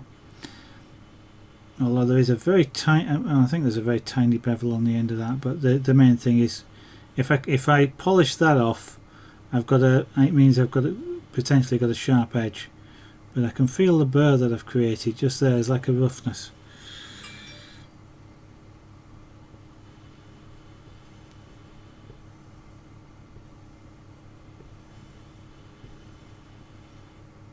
Okay, so all I'm going to do is just run it backwards on this one, which will straighten that out.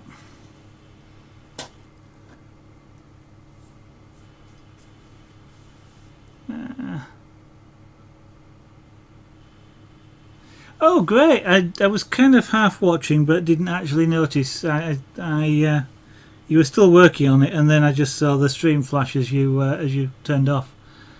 Oh, that's not bad. So what, just about 3 hours to finish that bit then, and then now you just got the red thing. And 3D Bloke has gone. Obviously he's just gone live, by the way, guys. So those of you that do not know, we've now or potentially had there we are, this cuts a lot better now. We've got quite a few streamers around in the studio this evening. We've got the excellent Lost in House, who plays house music on stream on a daily basis. So you might want to go check her stream out. Obviously, she's not live at the moment since she's talking to me here, but an excellent one to follow there. You've just seen or heard me mention 3D Bloke there. He's an airbrush artist. I don't know what he's working on tonight. He didn't mention.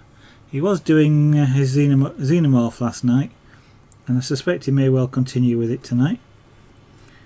That's a black and white or a monochrome image that he's working on. And then we've got 84 Guy, who is in stream, who makes chainmail jewellery, Bag charms, well, basically almost anything that's chainmail related. Chainmail, in case you didn't know, is lots and lots of tiny rings. Tiny being relative, depending on anything from tiny to tiny to tiny. So a very interesting craft. He has just tonight been finishing off the main section of his shop sign, which is also done in chainmail. Quite fascinating to watch and quite relaxing to watch, seeing somebody else twist thousands of rings. I'm not sure if we've got anybody else in stream, but okay, thanks Eddie.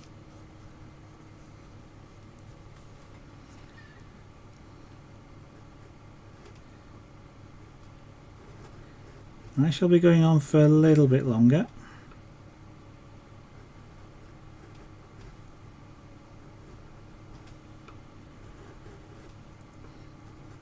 I'm close here on, I think, on this wing membrane to my final depth, so I'm being quite gentle in carving it out.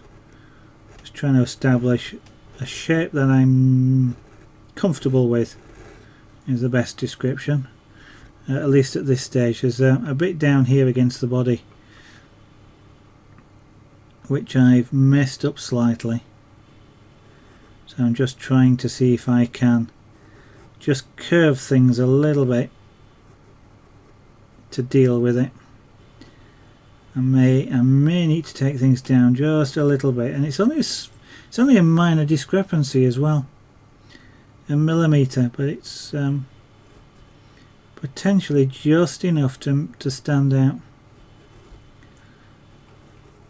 because of course you don't get that, you know, with skin, which is what the wing membrane is. You don't get little steps.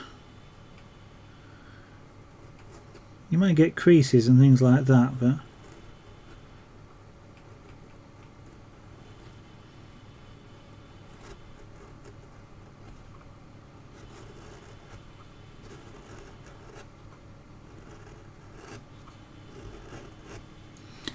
okay, I'll probably come back to that. Again, I'm still not sure about this back membrane, but now I know where the wing bone is going to be. Let's put an edge along the edge of the wing bone. Actually, that's where my depth is going to come from.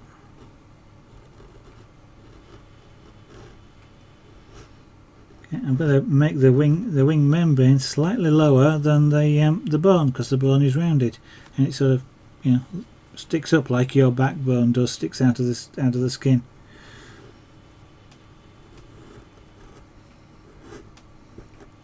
So that's sort of there for the final carve, which means we do this finger next.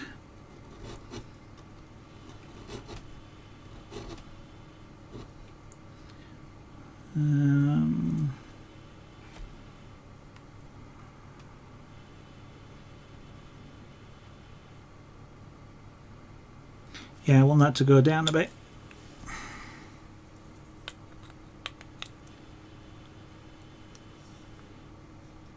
$12,627. Yes, that's the number of rings in AD's shop sign. Does that include the red tubing at the top, AD, or are they on top, literally and figuratively?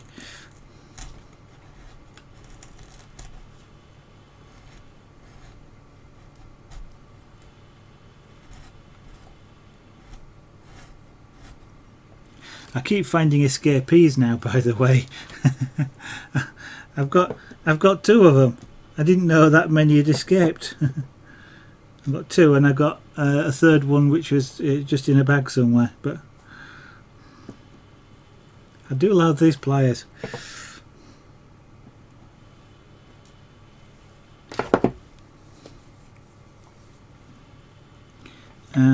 Yeah, so one of the knuckles and the tips there. So yeah, carving straight lines. Zaragan carving straight lines. So used, well, kind of so used to carving in curves everything in nature basically is a curve, whether it's a leaf, a rose, or wind, a tree. There's sort of curves all over the place, but these are bones.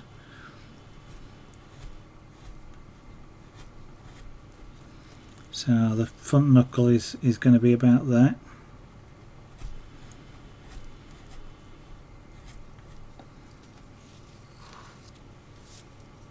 Let me get rid of that ruler from that. Everything included. Oh, okay. That's a heck of a lot of rings.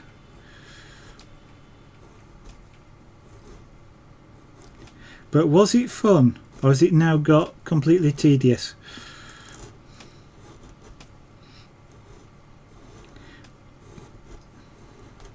Because if it was fun, then it, you know, the 1200 and odd is a kind of a nice measurement. If it's got tedious, then that's sort of, you know, like a prison sentence.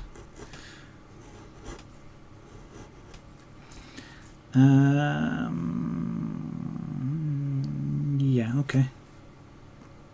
Straight lines. Straight lines. You're probably going to hear me saying that to myself quite a bit over the next few days. Straight lines. Just to remind myself.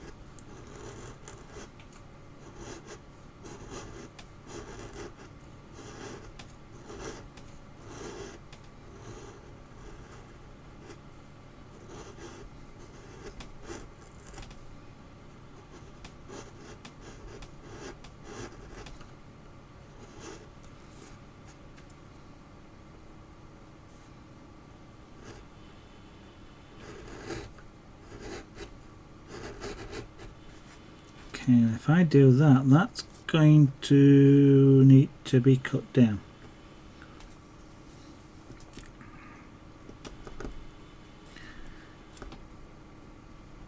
At least enough just to, because that is the thumb, and it's going to need to be at least the base, this base level here. Move the chisels somewhere safer. There we go.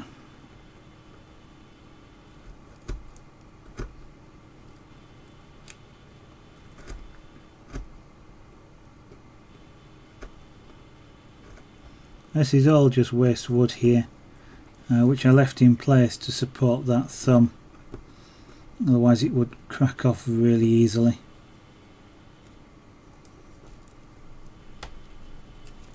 Which it's just done. Ah dear.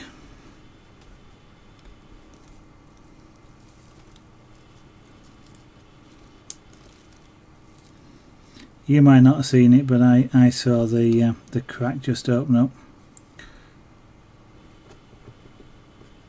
Yeah. That whole piece is gone.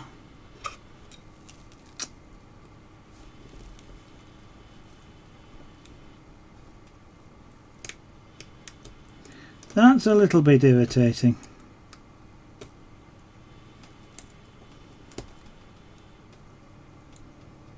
Not a lot I can do about it, but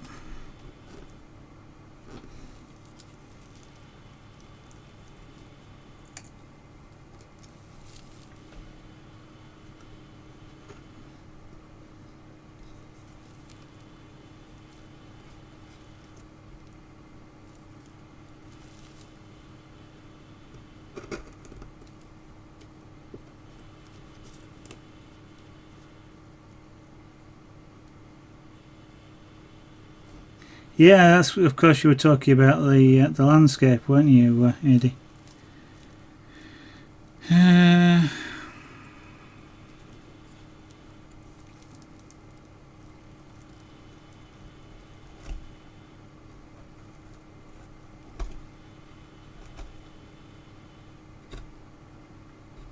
a little bit annoyed with myself.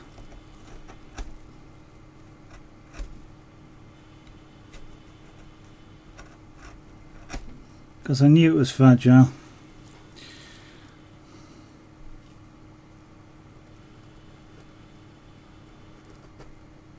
Yeah, it's gone all the way down.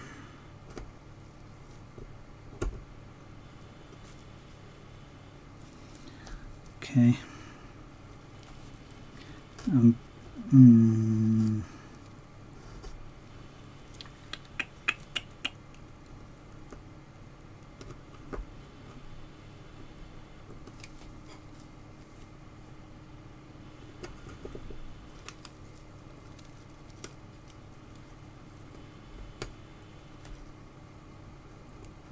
Murphy had to arrive at some point. It would have to be there.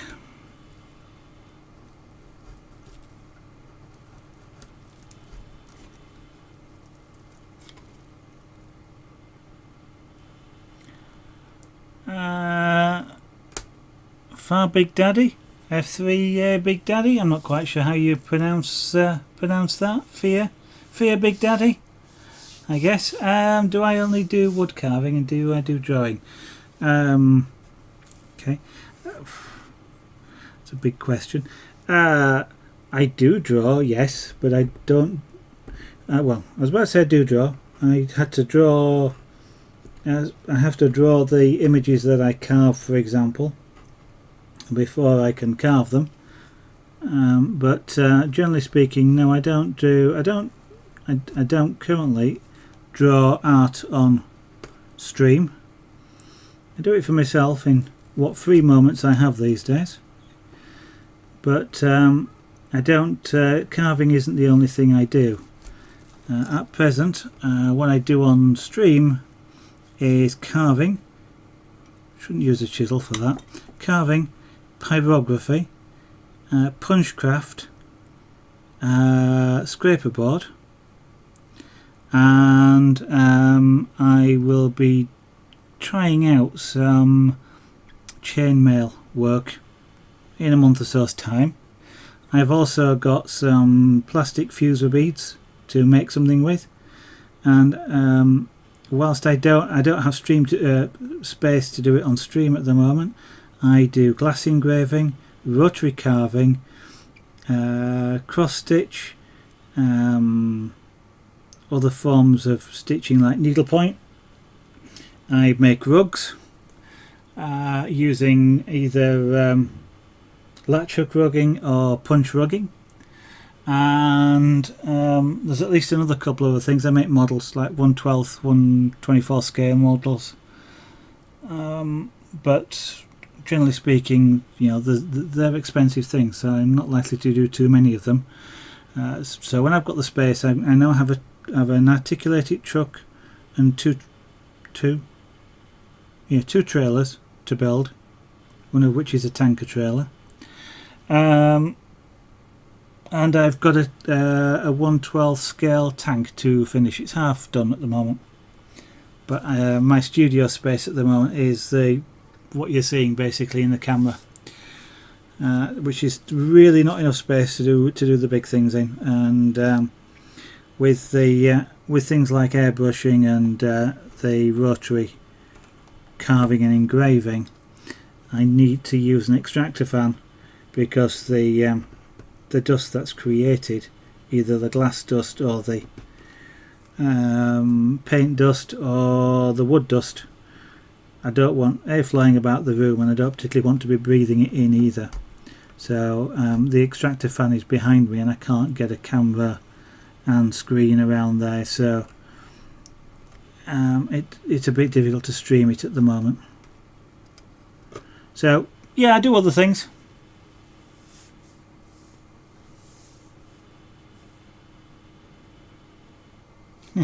Yeah, there is lots of sharp pointy things about these. Well, sharp pointy things are hot things, so you know, sharp chisels, scalpels, airbrush needles, which are hypodermic sharp, you know, sharp pointed pliers. But then yeah, and high-speed dental drills, so you know, slip with that and you lose it. You don't lose a tooth, that's a joke, but you know, yeah, I do literally have a high-speed dental drill. Official Misk, thank you very much for following. That is most kind and excellent of you. Thank you. Right, I've just taken that down there a little bit. I'm going to have a go at just leaving, see if I can leave that finger. It is cracked. I know it's cracked. But possibly I might be able to leave it in situ. And either once I finish carving, either just try and apply a little bit of glue, force a little bit of glue into the crack, or if this gets painted, because I know 3D bloke is keen to see me airbrush this, then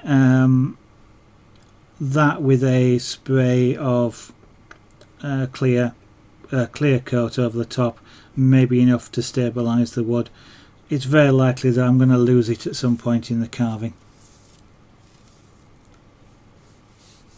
Hey Tank, could you see it? Okay. Well, you might be able to see a bit of it. I'll zoom the camera out, but it's big. This camera's not talking properly. There we go. For some reason the camera's going from zoomed out to zoomed in one go.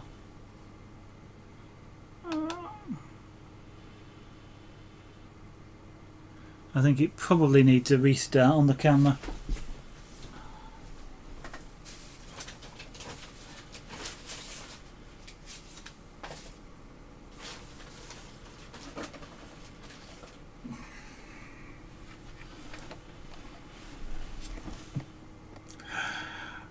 It's big. I say, what actually going to the studio space. Let me see if I can make this a bit easier.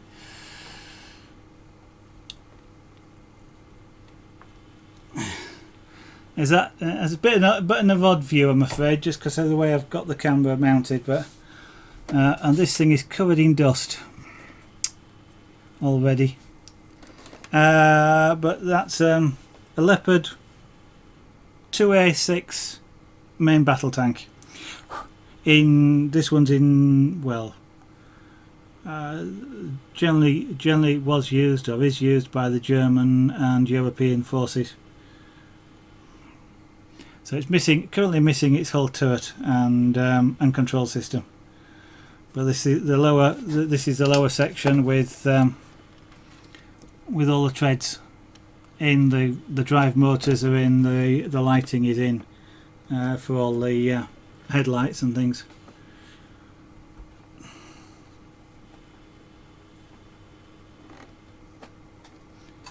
Okay, I'm going to put this back. So how am I in the studio? I'm doing quite well, thank you very much, Just Jessup.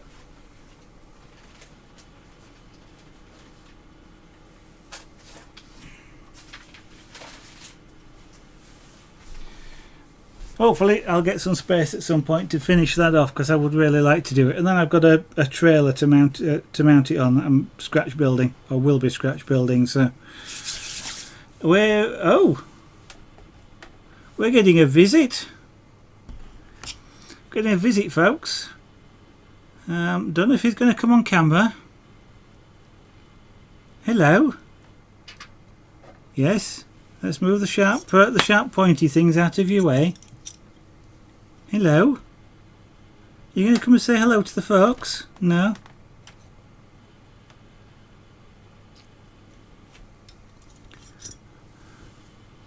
Let's see if it'll be sideways, I'm afraid. Oh, maybe I can change it, but there you go. He's upside down, but unfortunately I can't turn the camera. Actually, maybe there we go. Excuse him rubbing past the microphone as well. That is Felix. He's been really gentle, which is surprising. So he's investigating something. He came up really quietly and really gently, and now he's going. So there you go, folks. You've had a visit from Felix. So let's put this camera back, and we'll do a little bit more.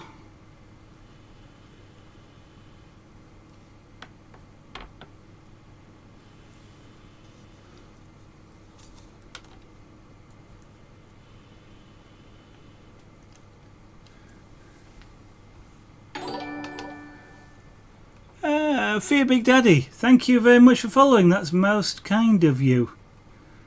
I do appreciate it. It will be a while, though, I'm afraid, before I do get round to the... oh, that was close. Round to doing that tank, though, so... you know, kind of like Christmas time at the earliest. I'm afraid. I just don't have the space here. And I don't have the space where I started building it anymore, so I am really hoping towards the back end of this year to get a bigger studio, and then I will be able to do things like that in the space I've got available. And then you will see it being spray painted, airbrushed and constructed, and then hopefully running at the end of it. Kitty Cam, yes, that's Felix. He's gone off, otherwise I'd tell him what you said, just Jessup. Yeah, it's curious. Usually he'll just leap on and run, but he sort of just crept onto the desk, and that's usually his. He thinks something, you know, maybe another cat's around or something like that. Oh dear. So I shall do a little bit more of this because we'll. I'm not going to go on for much longer, I'm afraid. I actually have to be up earlier tomorrow than normal, as I have to go into the office.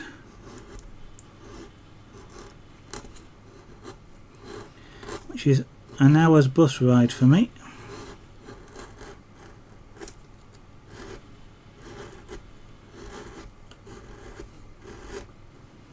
Okay, straight lines. Straight lines.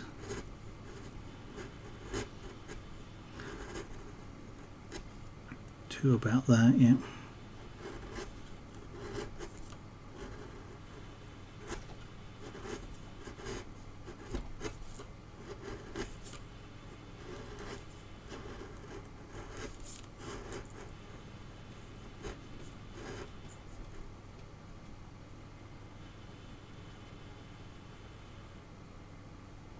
Oh, that was weird.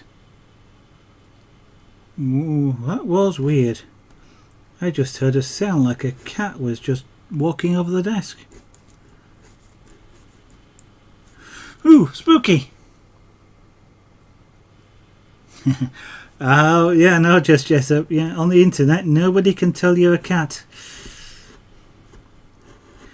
One of the people I watch on Minecraft streaming from time to time is a woman called Movalera, sometimes shortened to Morvy, and a lot of people, whether she's shy or just doesn't want to show her face, you know, fine enough, but a lot of people were, a lot of her viewers, shall we say, was badgering her to have a face cam, which she didn't want to do. And eventually what she's got an animated GIF of a cartoon cat typing on the keyboard, which is down at the bottom right hand corner where most people put the face cam, and that's what she calls it, her face cam. And if anybody says anything, her response is, on the internet nobody can tell when you're a cat.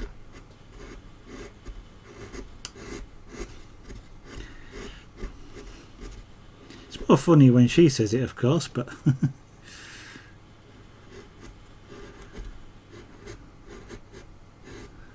right, I've done it again. I'm not carving in straight lines.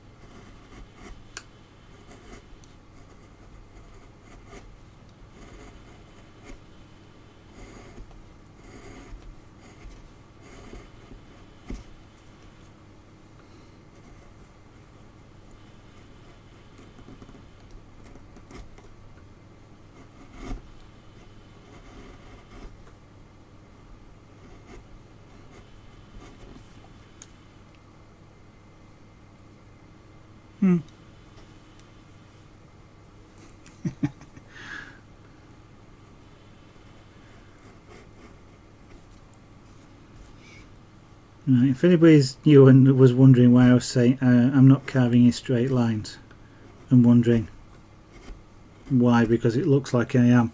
I'm carving bones, and bones are straight. They're not curved, so because what I normally carve, or been carving a lot of, is things like flowers, roses, petals, ribbons, heart shapes, leaves, all have curves, left, right and centre. These are fingers with a webbing or a membrane between them, and the bones are straight. So it's, whilst there are curves involved, the bones are, point to point, so the curve is a series of straight lines, and I keep forgetting that and putting a curve in, and I don't want the curve, I want the straight line. That's the wrong direction to carve that in.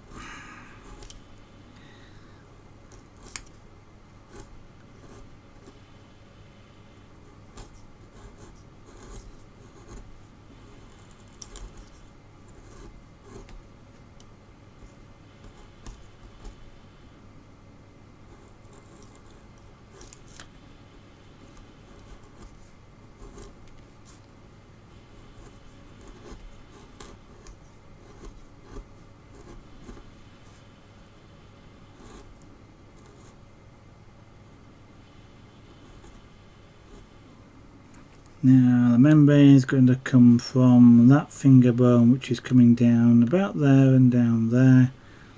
Yeah.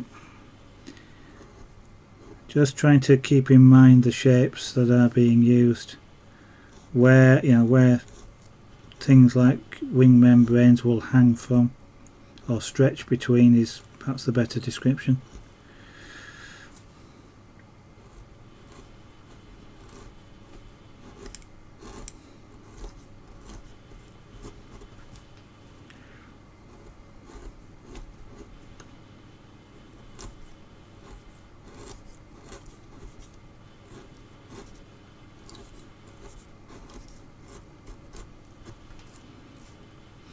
So it's kind of wing is sort of like that, but the other way around, with a hand basically, but it's sort of like that sort of shape. Lots of straight things, curves like an umbrella in between here of the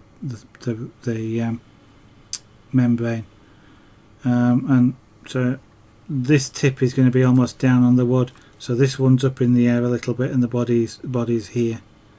So I've got to get that sort of shape and do it without losing any of these nice fine tips I've got and things like that. And I don't have a lot of space around in here, so this background I'll have to dig out some more.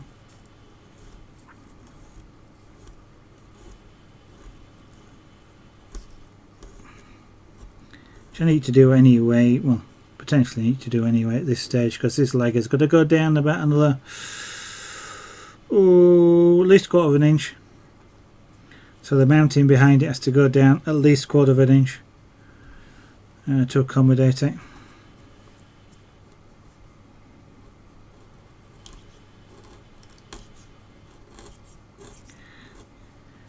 It's turning. Well, I've no experience actually of carving something that's this complex.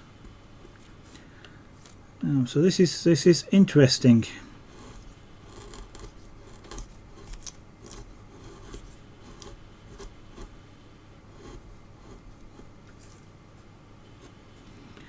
And then we're going to go from this finger joint to that one. So again, we'll go straight. Sorry, I'm not keeping it with chat. Bunny Mucks Rose, good evening. Welcome to the studio. Why am I carving? Because I've just had surgery. Well, my surgery was last Thursday, and I'm feeling a lot better, thank you. I'm not going to get hurt in any way. I am not daft. As you discovered on Thursday night, Friday night, Saturday night and Sunday night, I didn't carve because it hurt. Monday night I was okay, and Tuesday night I was okay, and tonight's Wednesday, so tonight I'm okay. I would, if it was bothering me, I would stop, but I am reasonably well recovered. The wounds are healing, and I am due to have the stitches removed on Friday.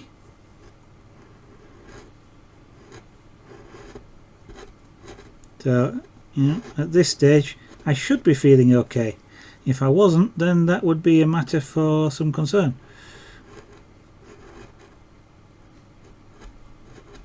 But thank you very much for the sentiment expressed.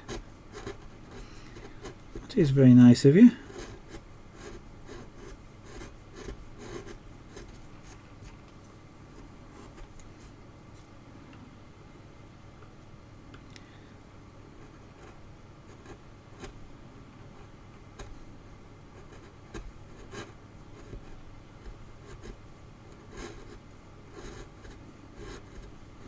Because of that crack, I'm going to have to I'm going to have to carve with a slight knife action, which is sliding the blade sideways a little bit. That way then I won't put as much stress on this thumb.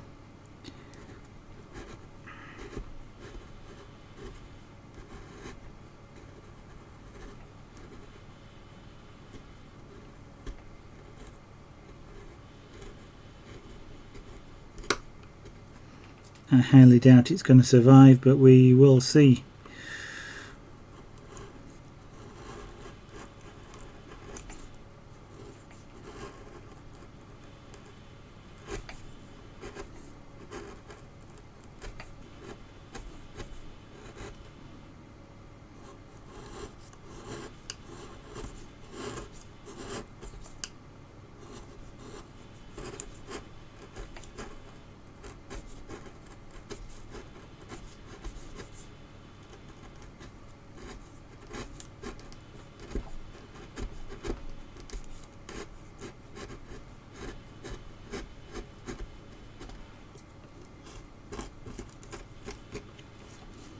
Okay.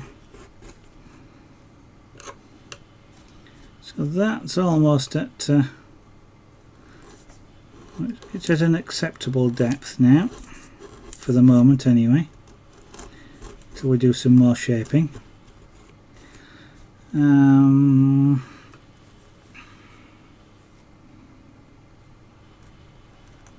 want to shape that one down a little bit more.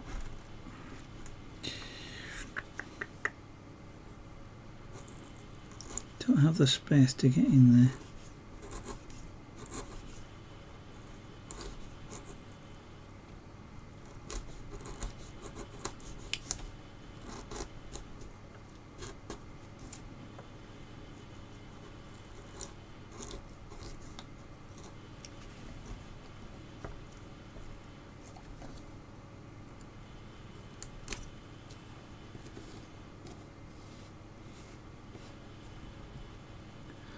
Ah dear. What material is it on with? Sorry, Stuart, 1991. I'm concentrating on what I was doing. The material I'm working with is wood. What kind of wood? Eddie, have a good night. Enjoy your sleep. I shall...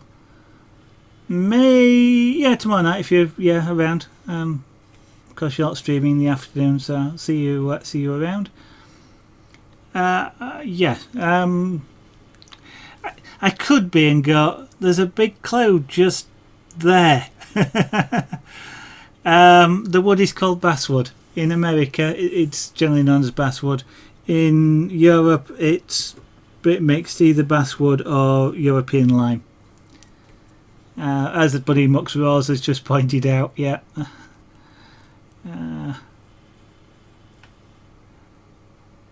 Okay. I shall change the from to an on.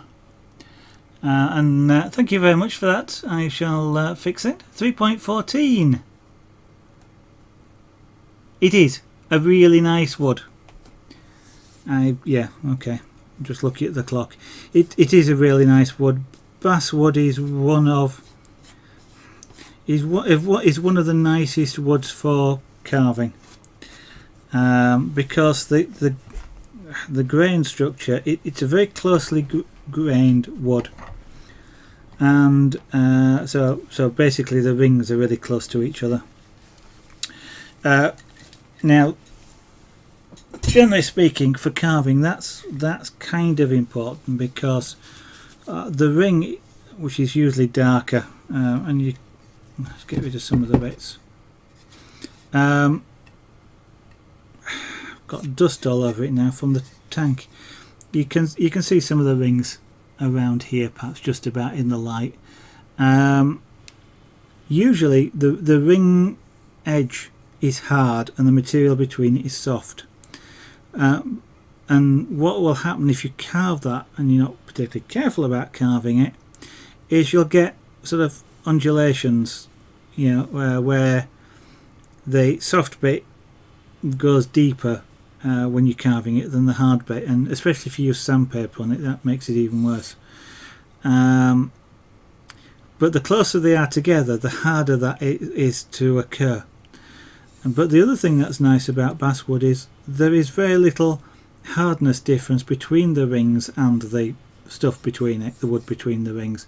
There is some, and I can feel it while I'm carving. It gives me like a juddery effect as I go from ring to ring to ring if I carve across them. You know, for that reason, you know, they're reasonably consistent. They're close together. It makes carving it really nice. It's also relatively soft wood. You know, it will crack off very easily, and that's kind of one of the detriments of this wood. I've cracked this thumb here. I've cracked it. You can't see the crack, but I can, because just a slight amount of pressure in the wrong way has caused it to split along a plane, and so that probably at some point is going to drop off, which is why I've got to be really careful around the tail when I do it, and on these points here of the wingtips. And you know, quite a few have actually already cracked off. These were a good quarter of an inch longer at one point. So yeah, it's a great wood for carving. Wouldn't necessarily be a good wood to do really delicate carving on. You know, because of that softness, because it breaks fairly easily. A really delicate carving would snap the wood off, and you're better off choosing something else if that's the sort of work that you want to do. I mean, at one time, for example, I was seriously considering undercutting these wings quite a lot. Certainly the tail I was thinking about, you know, leaving floating. I'm not going to do that, because, you know, somebody just gets hold of it to hold it like that and they'll crack the tail off. So that will ultimately, I think, just wrap around the rock. Maybe I'll just leave a little bit of the tip floating in air, but we'll see how it goes. Even something as this, and this is a little bit of wood that's just slightly attached.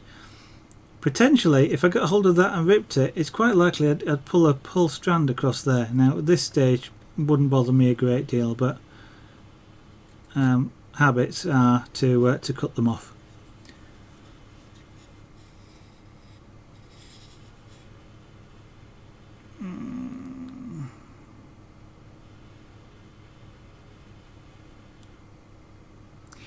How are my kitties? Well, you missed the rather silent and enigmatic visit by Felix, who crept up on the desk and had a careful look around and gradually crept off that way behind my monitor and just disappeared. Didn't say a word, which is unusual for him as well. He tends to come on and meow. Junior is, well, he's been around. He's been outside most of the day in the sunshine. He's not actually come up to visit this evening, which is a little bit unusual, but he was okay. And our other, got to be careful putting chisel away because the edges are sharp. Our other cat, Mindy, not Mindy, Cleo. Mindy's a cat we had a long time ago. In fact, she was the first. She, along with Maui, were the first cats we had. Cleo is sat on my wife, as usual, so she's fine. 3 of them, yeah. Yes, you missed Felix. Well, you could always watch the VOD back, and it's about 10 minutes ago, so you could just skip to that section. You might gather I'm packing up, by the way, guys. As I say, it's now 10:30, so it's about, well, sometime generally between 10 and 10:30 to pack up, and it's a convenient point. So what I'm working on here is I made a mistake, which was correctable, in the way in which I joined the arm bone into the body. I had a crease in it basically, but it was too deep. So what it became necessary to do was to reshape the body and to reshape the wing to join it in at an appropriate place. It's about right. It may actually take it a little bit lower, because it should be about 1/3 of the body. This is the backbone, about 1/3 of the body height. So I may take it down just a little bit further, because it's now a bit close to this sort of. It's your side, if you can kind of imagine the dragon's side. So it's still perhaps a little bit high, but I prefer to leave myself a little bit of room. Once I've shaped it out, to correct mistakes like that. This wing shape is, so what I'm doing now is that's the arm bone. So we've got finger bones that come down to these tips here, and the little black marks you see are where the joints are. So I'm now sort of shaping where the bones are, trying to remember that the bones are basically straight. So I've got to sort of carve that sort of shape. Either you do it better like that, but between each of the joints is a straight bone, and I'm trying to sort of get that sort of shape. So this area here is a little bit high, so I've got to just lower the wing down a little bit. I want this edge to come further down, closer to the baseboard here, so that tip is better supported, which will lower these down as well, further towards the back plane. This area in here is waste wood, which needs to come out, and then on this side further, this leg is got to be below that membrane, because that's his lower leg, and that membrane joins the side and then follows through into the tail, so it's quite a nice curve around there. And then having done that, and establishing just how this dragon is stood on, this is a pinnacle of rock. He's got his back arched, his head's turned, so there's a sort of a dig in, if you like, to create the arch of the back, and then come back up towards the tail and feet area. Now these have got to be lowered down into the wood, because of course I need to apply the curved sides to them, and to do that I need to dig them down further. Once that's done, we've then got that whole wing to do exactly the same thing with as we've done on this side here, and it's got to join the body at roughly the same height as well. Your two arms are joined on at the same point in the body, so again that's going to constrain what we can do on this side here. And then the final thing will be just to shape some sort of rough texture into the pinnacle rock that is stood on, and all of that, and then it'll be done. Sounds simple, really.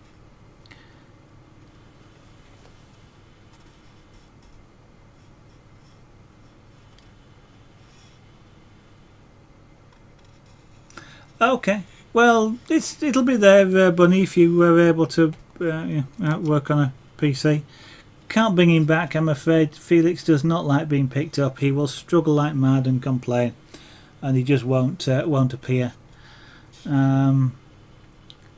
Cleo is cute. Yes, she was really uncomfortable about being upstairs when my wife brought her up the other day, but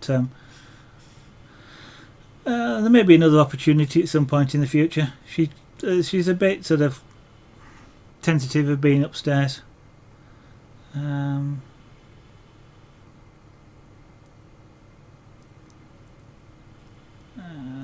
There is a chance of YouTube. Probably not, just Jessup, because these are 2.5 hour long videos, and I wouldn't really want to. I don't think anybody'd really watch them, to be honest, on YouTube. And even, you know, cutting them up into half-hour sections, that's still 5 of them. Nobody's going to watch 5 a day. The only possibility would be to time-lapse them. And of course, if you time-lapse them, the cat's come and gone in a flash. Not a spaceship. Welcome to the studio. Thank you very much for following it. It's absolutely fantastic that you do so. Thank you. Sorry, I was laughing. I misread a streamer's who came on in chat last night. Whoop Decker. I misread it as woodpecker, and I was mentioning it to somebody on somebody else's stream this evening, and I described it as not woodpecker. So not a spaceship, just made me laugh. Yes, I could do actually, just Jessup. I may well do that, but it'll be the weekend before I've got the time to do it, I'm afraid. But the YouTube channel, although there's nothing on it at the moment, is Tarragon Art, so.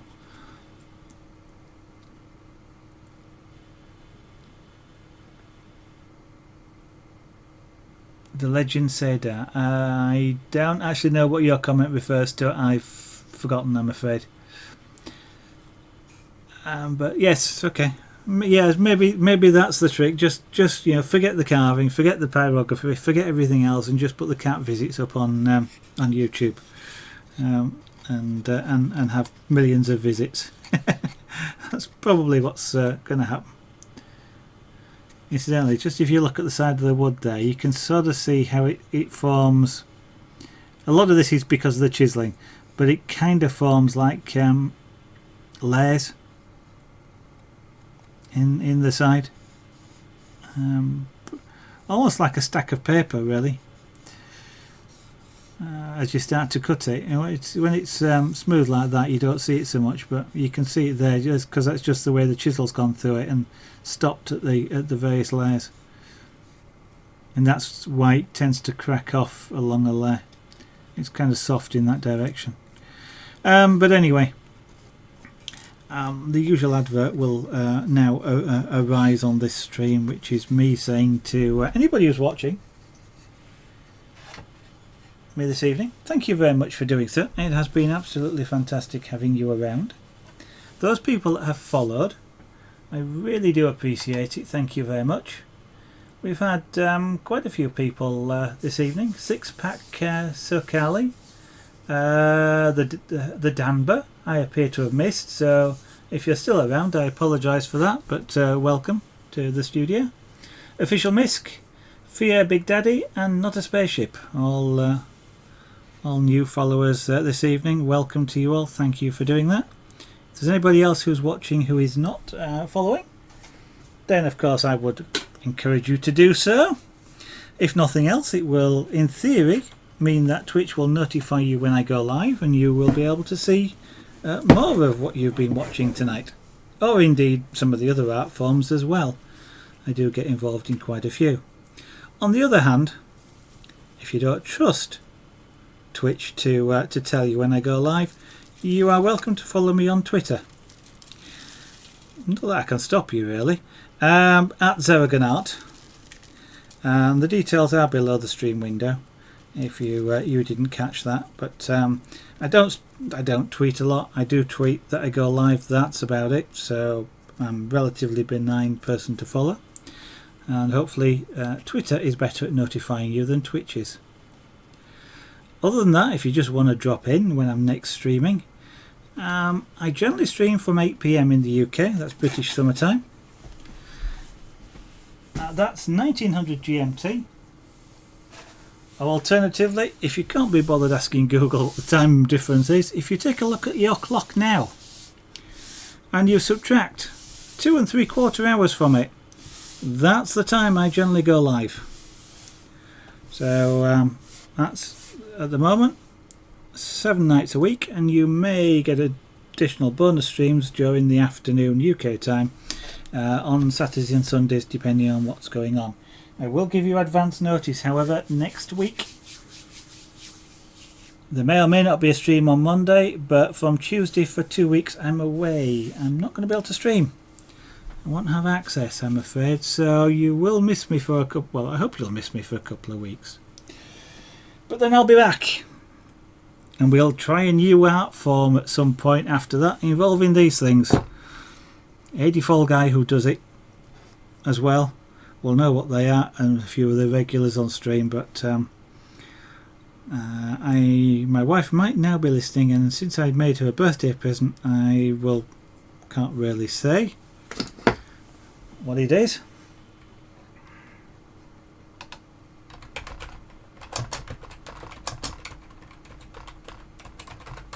But I have just said in chat, because I know she doesn't watch my streams, but she might hear if I say. But anyway, folks, what I'm going to do now is, work and things like that. I'm afraid come first. I need to earn a living so that I can stream for you guys and buy all these materials and things.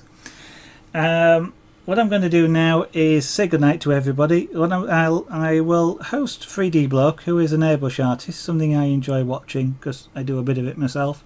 So if you would like to check out 3D, you are welcome to sit on the stream, and you should see him pop up certainly. So cute, you and your wife. Well, I think she's cute, but thank you very much. And it's not male, that's how I spelt it. Oh, thank you, Bunny Mox Rose. Yeah, just Jessup, I spelt it correctly. So I'm going to say thank you and good night. And as I say, I'll host 3D Bloke, an excellent streamer to check out. And if you like him, obviously, you can always pop over into his stream to chat and say hello. But cheers, everybody. Have a good night.